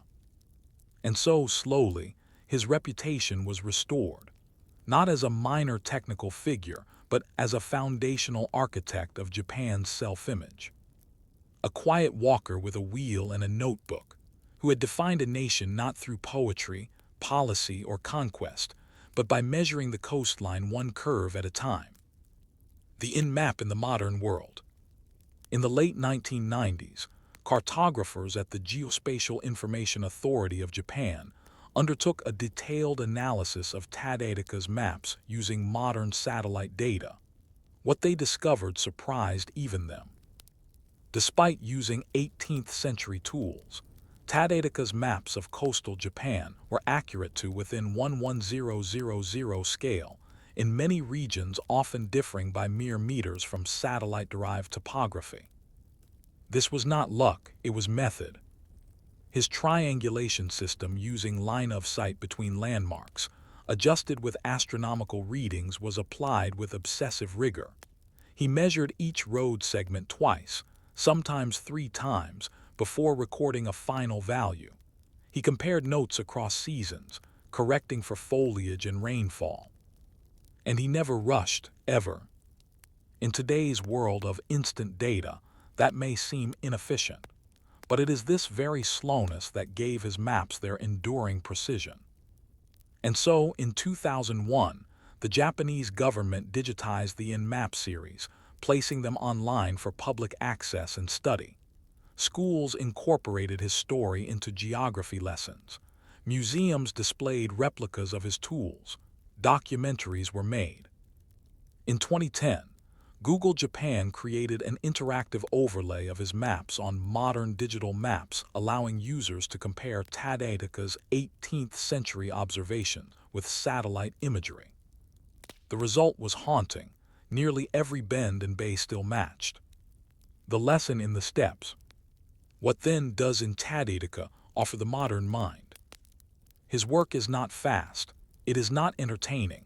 It is not even, by the standards of the day, innovative. Others before him had measured. Others after him would refine. But what he possessed uniquely, unfashionably, was a belief that knowledge came from movement. Not from books alone, not from assumptions, but from walking the land, observing it, returning to the same point again and again until you saw it clearly. He believed that to know Japan, you had to know its shape. And to know its shape, you had to feel it underfoot. And so he walked, every step a form of note-taking, every hill a question, every coastline a hypothesis. He never published a theory, he never made a speech, he did not seek to impress. He simply measured, and in doing so offered something enduring, a true picture of a nation, drawn in quiet lines, tested by wind and time. Vinyl steps. Today, if you walk along the roads of Chiba Prefecture or the coastlines of Kyushu, you may still find signs and markers where Tadetaka passed. In Katori, a bronze statue shows him holding his measuring wheel, gazing thoughtfully into the distance. But the real memorial is not stone. It is the map. And more than that, it is the idea that deep, durable knowledge comes not from force, but from humility and repetition. In a world now mapped to the millimeter, where satellites can spot a fallen leaf from space, we might forget the quiet strength of the old way. To walk the road, to take the measurement twice, to trust your feet more than your formulas, to understand a place by being in it. And so we ask, as we fold up this story, in an age where everything can be known instantly, what do we lose when we stop walking the path ourselves? Story 5. How a French tax clerk saved the metric system. It begins not with a revolution, but with a receipt. Paris, 1792. You are sitting at a wooden desk littered with inkwells, quills, and tattered ledgers. Outside, the streets tremble with chants and cannon smoke. The French Revolution is unfolding, loud and bloody. But here, inside a cramped, candlelit tax office, a different kind of struggle is taking shape, a battle over measurement. Your name is Claude Danton Prieur, and you are not a general, not a legislator, not even a scientist. You are a tax clerk, a man with good handwriting, a solid grasp of arithmetic, and one burning frustration. Nothing measures the same twice. A foot in Paris is not the same as a foot in Lyon. A pound in Toulouse is not the same as a pound in Marseille. There are over 250,000 units of measurement in use across France, and you, as a clerk trying to calculate fair taxes and shipping records, are slowly going mad. And so, while kings fall and guillotines rise, you begin an act of rebellion not with musket or pamphlet, but with a measuring rod. This is the story of how one of the most radical inventions of the Enlightenment, the metric system, was nearly abandoned, and how one bored clerk, buried under mountains of inconsistent records, helped save it. The world before the meter. It is difficult today to imagine a world without standardized units. But in 18th century France, measurement was a mess. Every province, town, and even profession used its own definitions of length, volume, and weight. A foot might be 11 inches in one town, 13 in another. Merchants guarded their local units as a form of control. Bakers measured differently from winemakers, farmers from surveyors, priests from tax collectors. A carpenter's toys, fathom, might differ from a fishmonger, and both would differ from the court. There were over 800 different names for units of length alone, with local variants creating thousands of real-world values.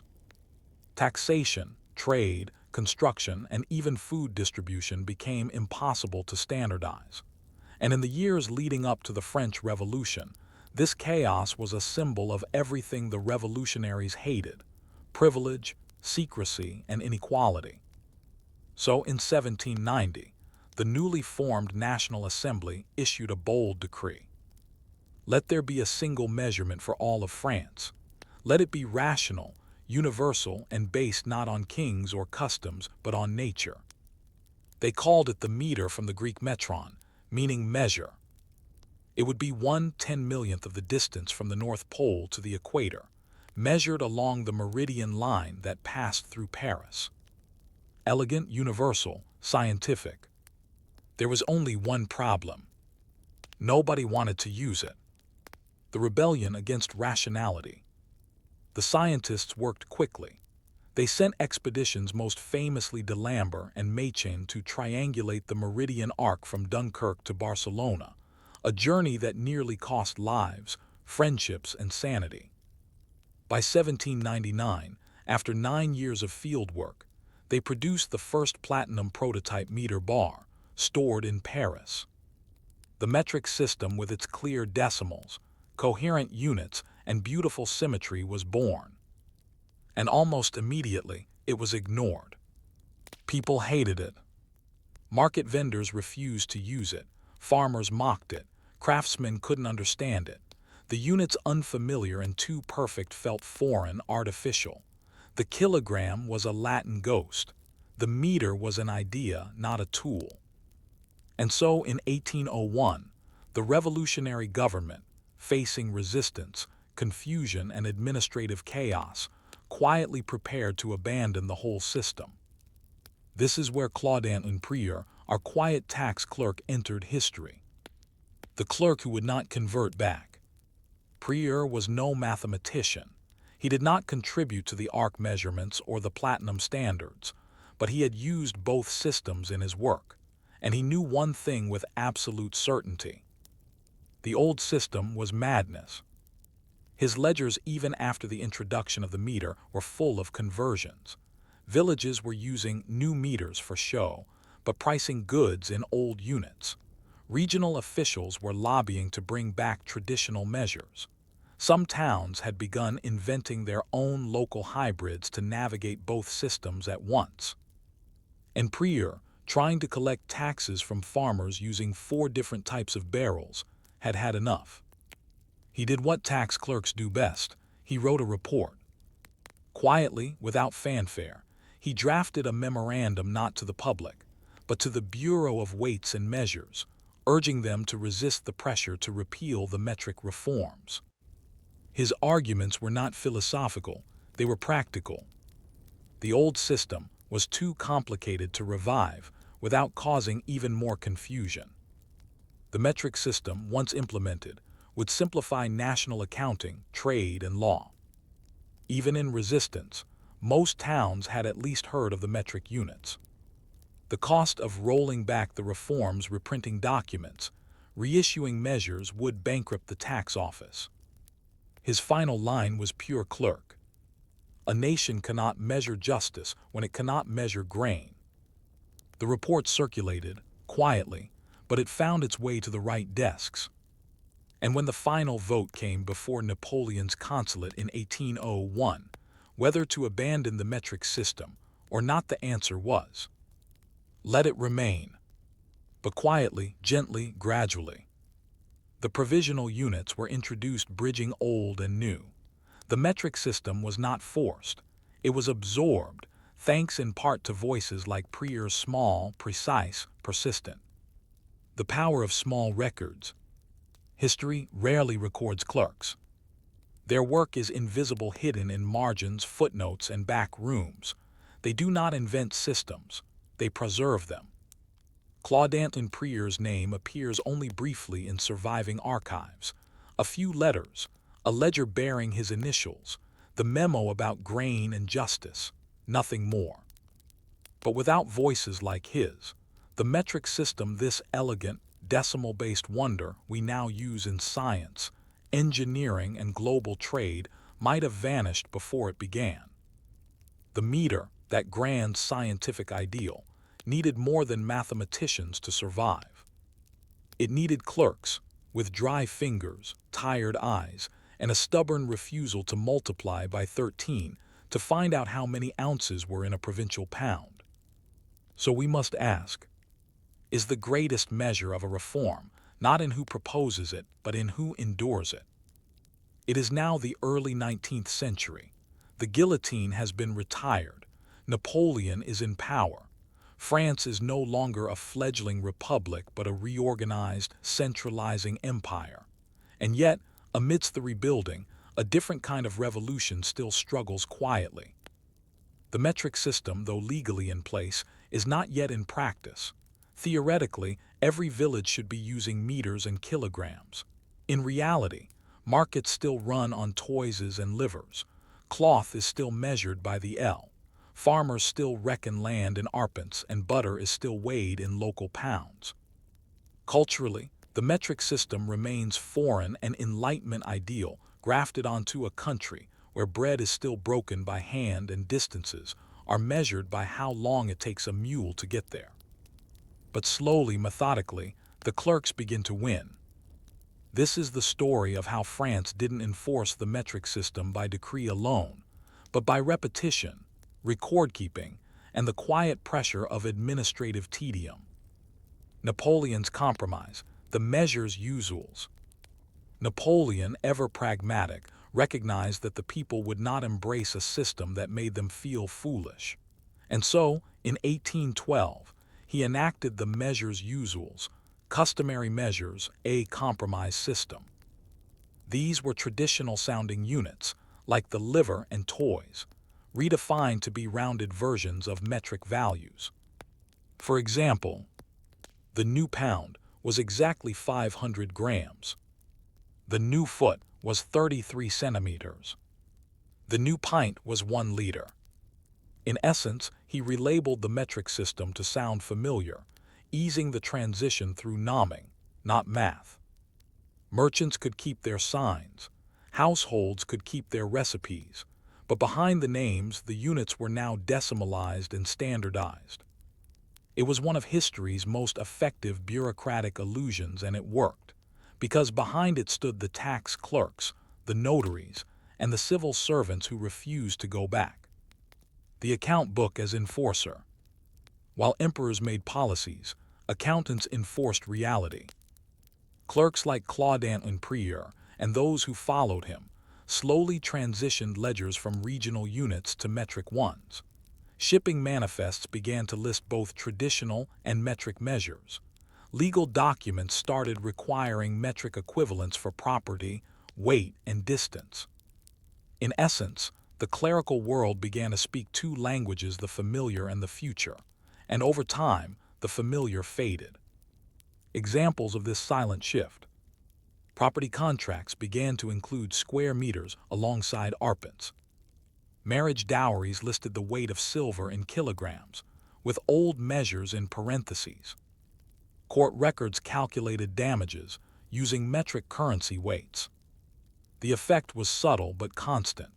With every new record, every dual label, every quiet correction, the metric system became less strange. By the time many people realized they were using it, they already had been for years. And though most French citizens didn't know who Claudant Prieur was, they were living in his future, one ledger entry at a time. International adoption, from France to the world. Even as France struggled with domestic acceptance, other nations began to notice.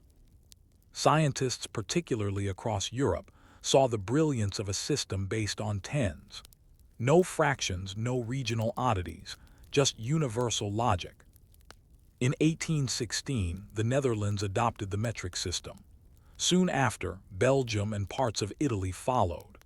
By the mid-19th century, a wave of metric reform laws spread across the continent, pushed not just by idealists, but by practical men in shipping, customs, and taxation.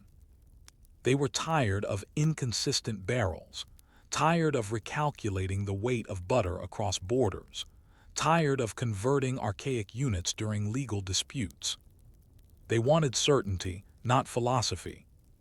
France, still refining its system, became the metric exporter. Clerks like Prieur, whose names are lost in regional archives, helped train counterparts abroad. Ledgers were copied, forms translated. The decimal method spread not like wildfire, but like moss, slow, persistent, and hard to remove once rooted. Resistance by the people, compliance by the paper. Still, cultural resistance remained. Bakers especially were known to curse the kilogram. Tailors clung to the ell. Wine merchants resisted the liter, preferring the cask as their unit of truth. But the government was patient, or rather the clerks were patient. Each time a shipment was taxed in kilograms, each time a land deed used square meters, each time a legal dispute was settled using a metric form, another layer of the old system faded. Schools began teaching metric units as default by the 1830s. By the 1850s, most official publications used metric exclusively. And in 1875, the Metric Convention was signed by 17 nations, formalizing international cooperation and standard prototypes for the meter and kilogram. The dream of a universal measurement language, once nearly shelved, was now global policy. And it was made possible not by force, but by forms. The ghost of the clerk. Claude-Anton Prieur did not live to see France fully metric. He died in quiet obscurity, likely surrounded by worn books, ruled paper, and fatting ink. His name does not appear in the metric convention. He is not mentioned in textbooks. There are no statues of him outside ministries or schools. But in every country that now uses the metric system, and that includes nearly every nation on earth, his fingerprints linger.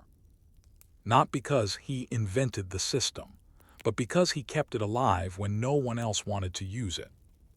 And in doing so, he demonstrated something essential: that even the most beautiful idea requires tedium, repetition, and stubborn insistence to survive. Still, one wonders, if every revolution begins with fire, must it always be saved by paper? The meter began as a dream of enlightenment, a perfect measure, drawn from the earth itself, democratic and eternal.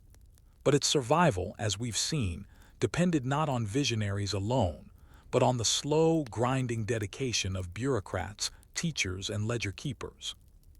We trace the path of the metric system from French compromise to global standard, and we examine what its strange, silent conquest reveals about how systems succeed, not with glory but with consistency. The long road to global acceptance. By the mid-19th century, the metric system had proven itself not just workable, but preferable, at least in official contexts. Its elegance, based on base 10 relationships between units of length, mass, and volume, allowed for clean mathematical conversions, critical in the age of expanding science and engineering. But culturally, the world still clung to its quirks. In England, for instance, attempts to promote metric adoption were met with confusion and ridicule. The British public preferred its stones, furlongs, and imperial gallons not just out of habit, but because those units were woven into cultural identity. A pint wasn't just a unit, it was a ritual. Still, commerce and international trade began to push toward metric. France, Belgium, Italy, the Netherlands, and eventually Germany and Switzerland all moved to formal adoption in the 19th century. Then came the breakthrough. The Meter Convention of 1875. Signed in Paris on May 20, 1875, the Meter Convention, also known as the Treaty of the Meter, brought together 17 nations in a rare moment of peaceful agreement. Its purpose: to standardize measurements globally. Two institutions were founded: the International Bureau of Weights and Measures, BIPM, the International Committee for Weights and Measures, CIPM. These bodies were tasked with maintaining global standards not by enforcing them, but by preserving prototypes, updating scientific definitions, and coordinating international cooperation. The BIPM still exists today, its headquarters nestled quietly in Sèvres, France. Inside, under multiple glass cases and climate-controlled security, rests the international prototype of the kilogram, a small cylinder of platinum iridium that was, until 2019, the world's official definition of mass. It looks like nothing more than a paperweight, but it symbolizes a global promise that we will all measure the same way. That promise began with a platinum meter bar in 1799, and with the clerks who kept using it, even when no one else wanted to. America's reluctant metrication. One might ask, what about the United States? Interestingly, the U.S. was an original signatory to the Meter Convention. The U.S. Bureau of Standards, now NISD, received its official metric prototypes in the late 19th century. But culturally, America resisted full conversion. The imperial system with its inches, pounds, and miles remained dominant in public life. Still, science, medicine, and international trade in the U.S. slowly adopted metric standards. The Food and Drug Administration, FDA, for example, uses milligrams and milliliters. Coca-Cola is bottled in liters. Drug dosages are calculated by kilogram. In classrooms, metric is taught alongside the imperial system. Yet despite these efforts, the full switch has never occurred. Why? Because cultural habits are powerful, and because change without crisis rarely finds urgency. The same lessons that helped France succeed slow transition, compromise, and dual labeling were either absent or half-hearted in the American context. But the metric system did not disappear, it simply waited. It is still there, still used, still measured. Like a shadow system beneath the everyday. A victory measured in millimeters. In 2019, the kilogram was redefined not by physical prototype, but by Planck's constant, linking mass to the fundamental constants of nature. This shift, invisible to the public, marked the ultimate triumph of the metric system. It had become not just a human convenience, but a universal language of reality. Scientists around the world, from Tokyo to Toronto, now calculate with the same base units, accurate, replicable, and free of regional idiosyncrasies. And the world, for the most part, follows. Over 95% of the planet now uses metric as its official system. The few holdouts like the US, Myanmar, and Liberia still maintain customary systems for everyday life, but metric has quietly permeated beneath the surface.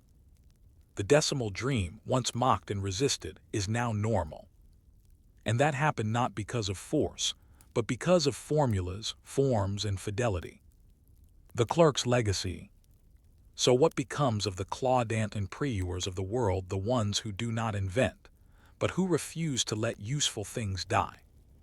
There are no monuments to them, no holidays, no textbook pages. But you can find their legacy in every consistent form, every precise weight, every standardized recipe. You see it every time a train's width matches the track, when engineers in different countries collaborate without conversion errors, or when medication doses can be safely replicated across borders. Their legacy is order, maintained by habit. Not glamorous, not famous, but essential. They taught us that for ideas to survive, they must be translated not just into words or symbols, but into daily practice. The metric system became global not because it was imposed, but because someone kept writing it down. Over and over and over. until it felt like it had always been there. A quiet reflection. And so we close the ledger on this story.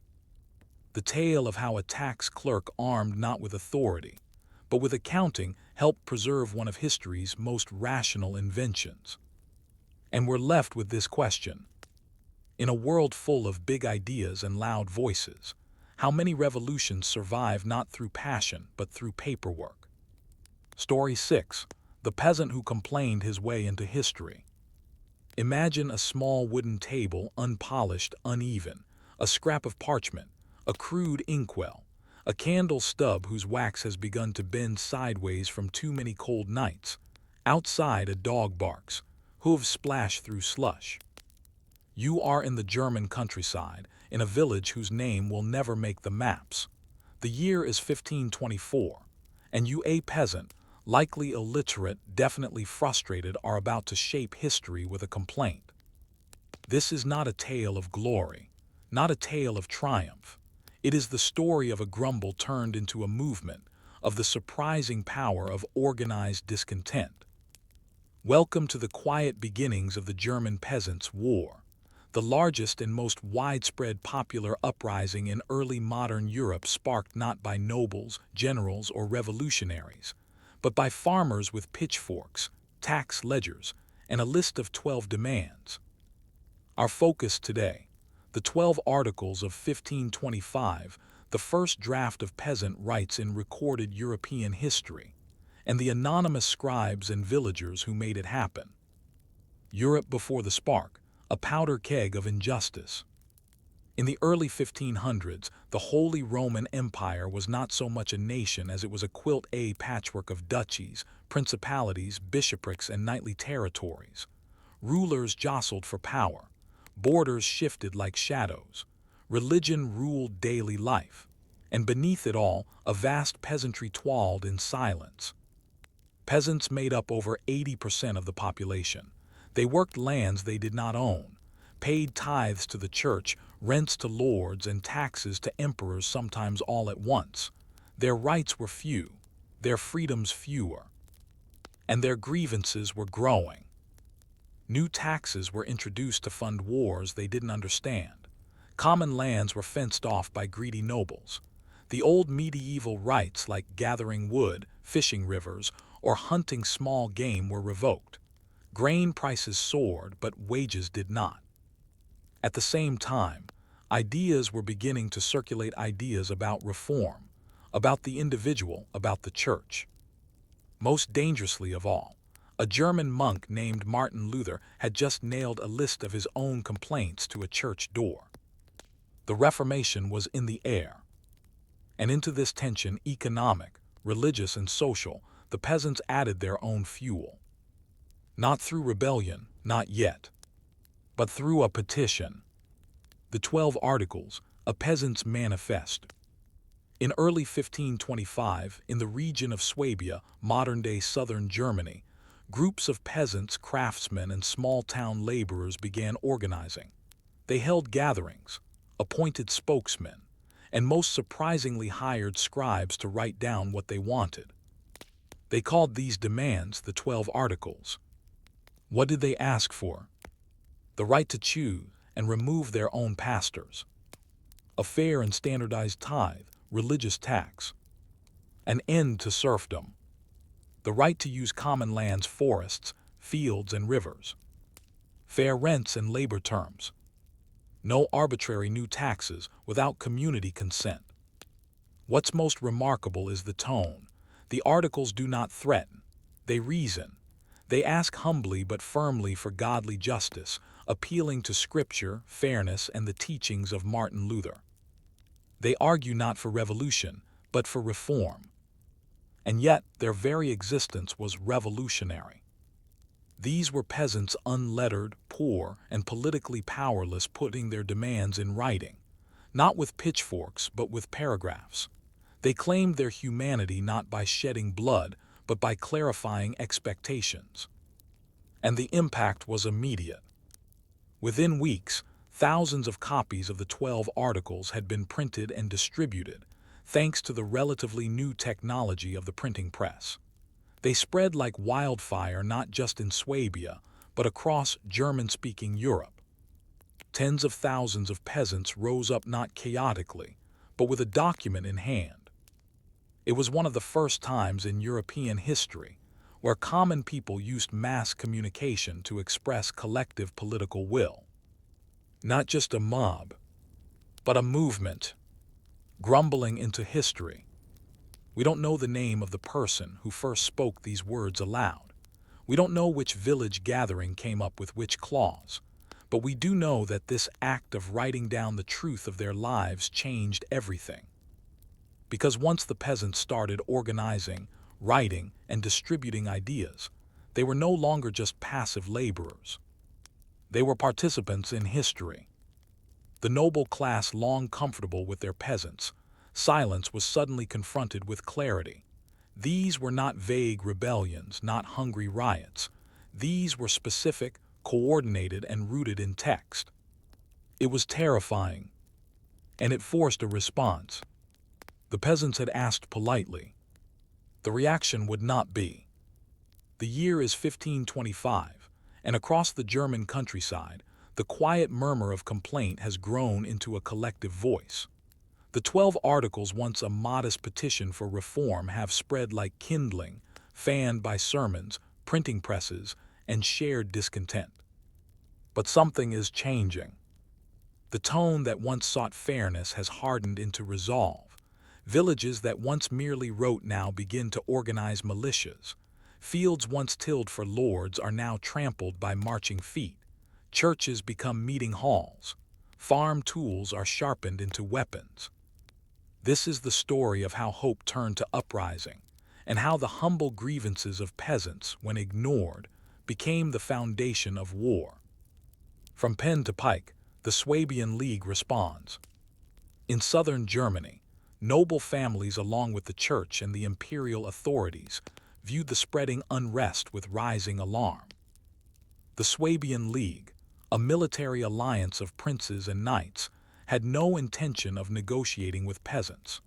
To them, the very idea that serfs could draft petitions or challenge property rights was a direct assault on the natural order.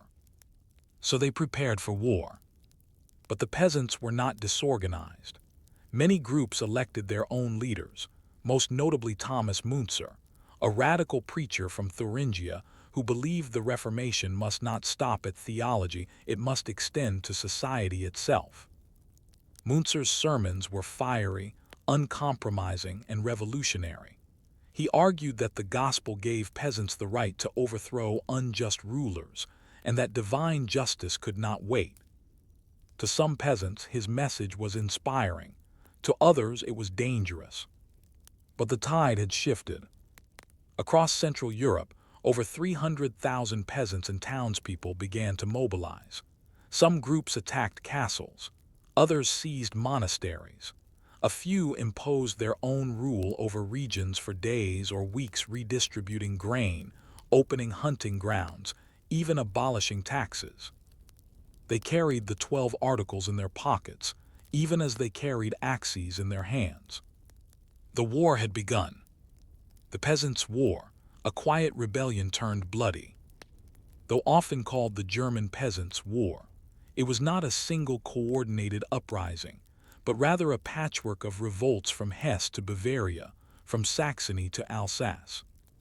Each region had its own reasons, its own leaders, its own methods, but nearly all drew moral justification from the 12 articles.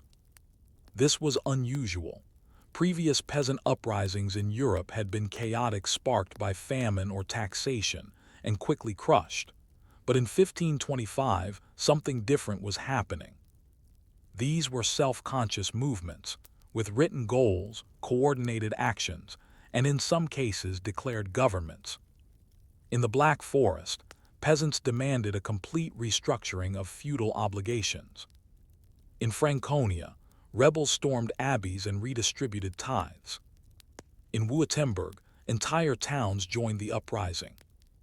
And yet the odds were always against them. The peasant armies had numbers but not discipline. They had heart but not armor. They fought with scythes and spears against professional cavalry. And slowly, brutally, they were crushed. The turning point came in May 1525, at the Battle of Frankenhausen, where Thomas Müntzer and his followers made their final stand. Facing a superior force of Swabian League troops, they held their ground for a single day. Müntzer claimed that divine intervention would protect them. But no miracle came. The peasants were routed, thousands were killed. Müntzer was captured, tortured, and executed. His head was displayed on a pike, a warning to all who would mix theology with revolution. In the weeks that followed, noble forces swept through the countryside, executing peasant leaders, burning villages, and restoring order with fire and steel. It is estimated that between 100,000 and 130,000 peasants died, making it one of the bloodiest uprisings in European history. And yet, through it all, copies of the 12 Articles continued to circulate. Burned but not erased. Luther's silence and then his condemnation.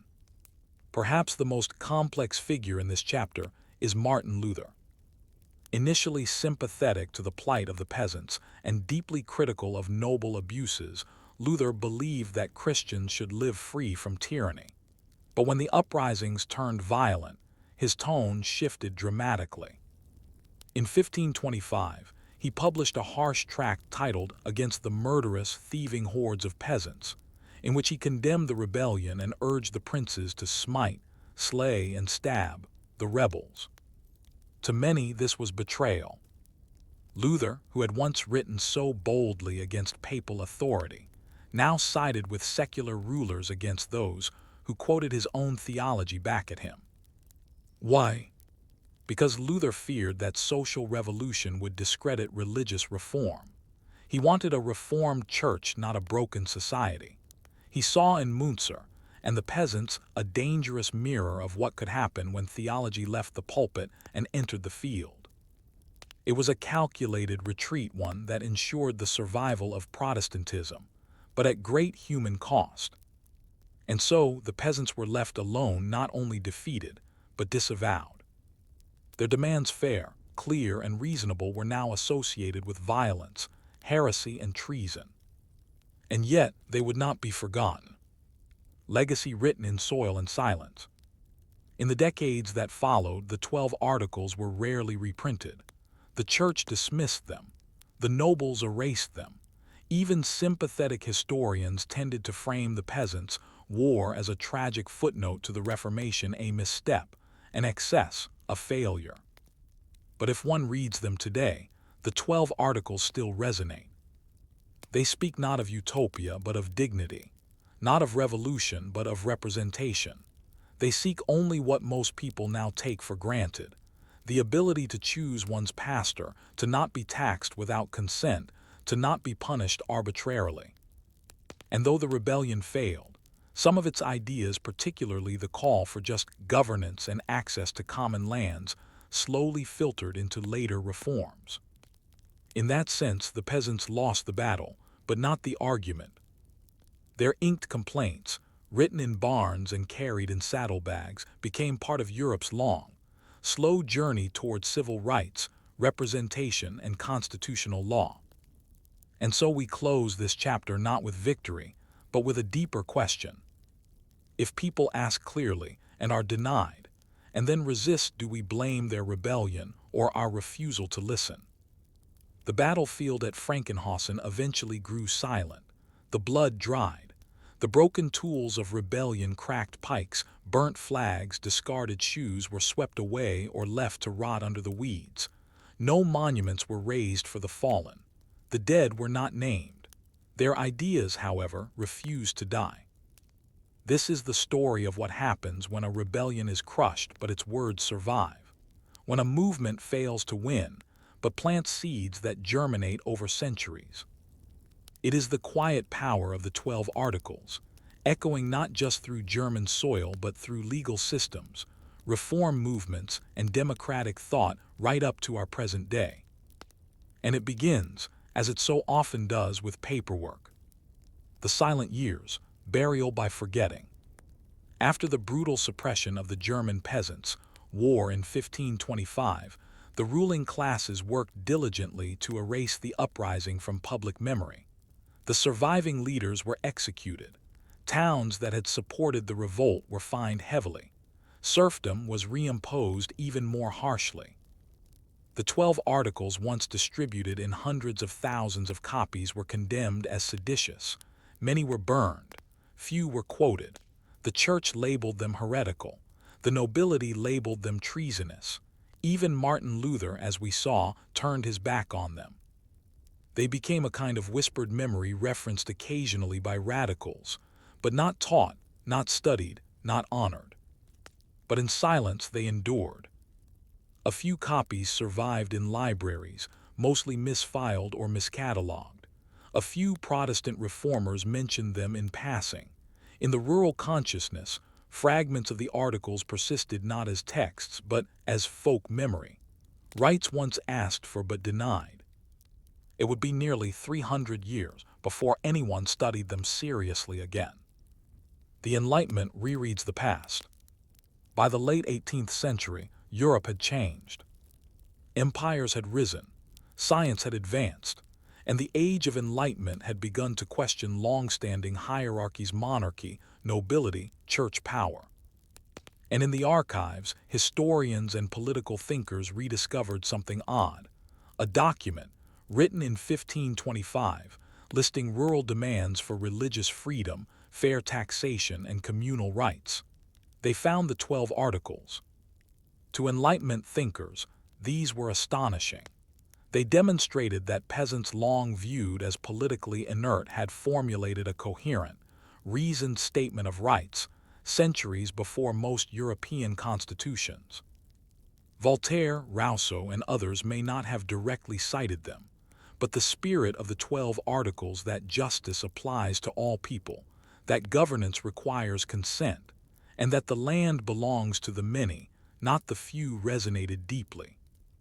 This revival was quiet, academic, but it kept the 12 articles alive. By the time revolutions swept France, Haiti, and the American colonies, the notion that ordinary people could make extraordinary demands was no longer radical, it was inevitable. And in Germany, slowly, a national memory began to reawaken. From peasant revolt to people's movement. In the 19th century, German historians, especially those sympathetic to the rising movement for German unification and liberal reform, began to reframe the peasants' war. It was no longer seen as a pointless bloodbath, but as an early cry for human rights, land reform, and popular sovereignty. The 12 articles were reprinted in historical journals, taught in some universities, and even quoted by socialist thinkers like Karl Marx and Friedrich Engels. Marx referred to the peasants' war as a revolution before its time, a class conflict in embryo. In rural towns, small memorials began to appear, not for the leaders, but for the unnamed, the farmhands, weavers, and shepherds who had tried to change their world by writing it down. By the early 20th century, the 12 articles were recognized by many German scholars as the first secular Bill of Rights in Europe, predating England's Magna Carta in terms of social breadth, and foreshadowing much later documents like the Declaration of the Rights of Man, 1789, and the Universal Declaration of Human Rights, 1948. They were no longer heresy. They were history. A final irony: rebellion by bureaucracy. There is a certain quiet irony to the journey of the 12 articles. They were born in barns and taverns, not castles. They were drafted by peasants, not philosophers. They were distributed not with swords, but with ink and printing presses and trust. And they were buried, not by counterarguments, but by power. Yet it was bureaucracy that finally preserved them: dusty archives, careful record-keeping, and legal scholarship. The very tools of order became the protectors of rebellion. This, perhaps, is the quiet victory of complaint. That in time, even the humblest request, if preserved, can outlast the greatest force. And so today, Students can read the 12 articles in translation. Farmers in Swabia can visit small plaques honoring the rebellion. Political thinkers can trace a lineage, however faint, from those articles to modern democratic charters. All because a group of peasants in 1525 decided to write down what they wanted and refused to forget it. Reflection: what do we preserve when we write it down? In the end, this is not a story about who won. It is a story about what survives. The peasants did not take power. They did not change the system overnight. Their uprising was crushed. Their leaders were executed. But their ideas lived. And now we remember them not for their failure, but for their clarity, for their courage to ask, for the quiet audacity to believe that even the poorest among us have the right to be heard and to hope. So we end with this final question. When the next list of demands is written humble, honest, and full of hope, will we listen? Or will we make the same mistake?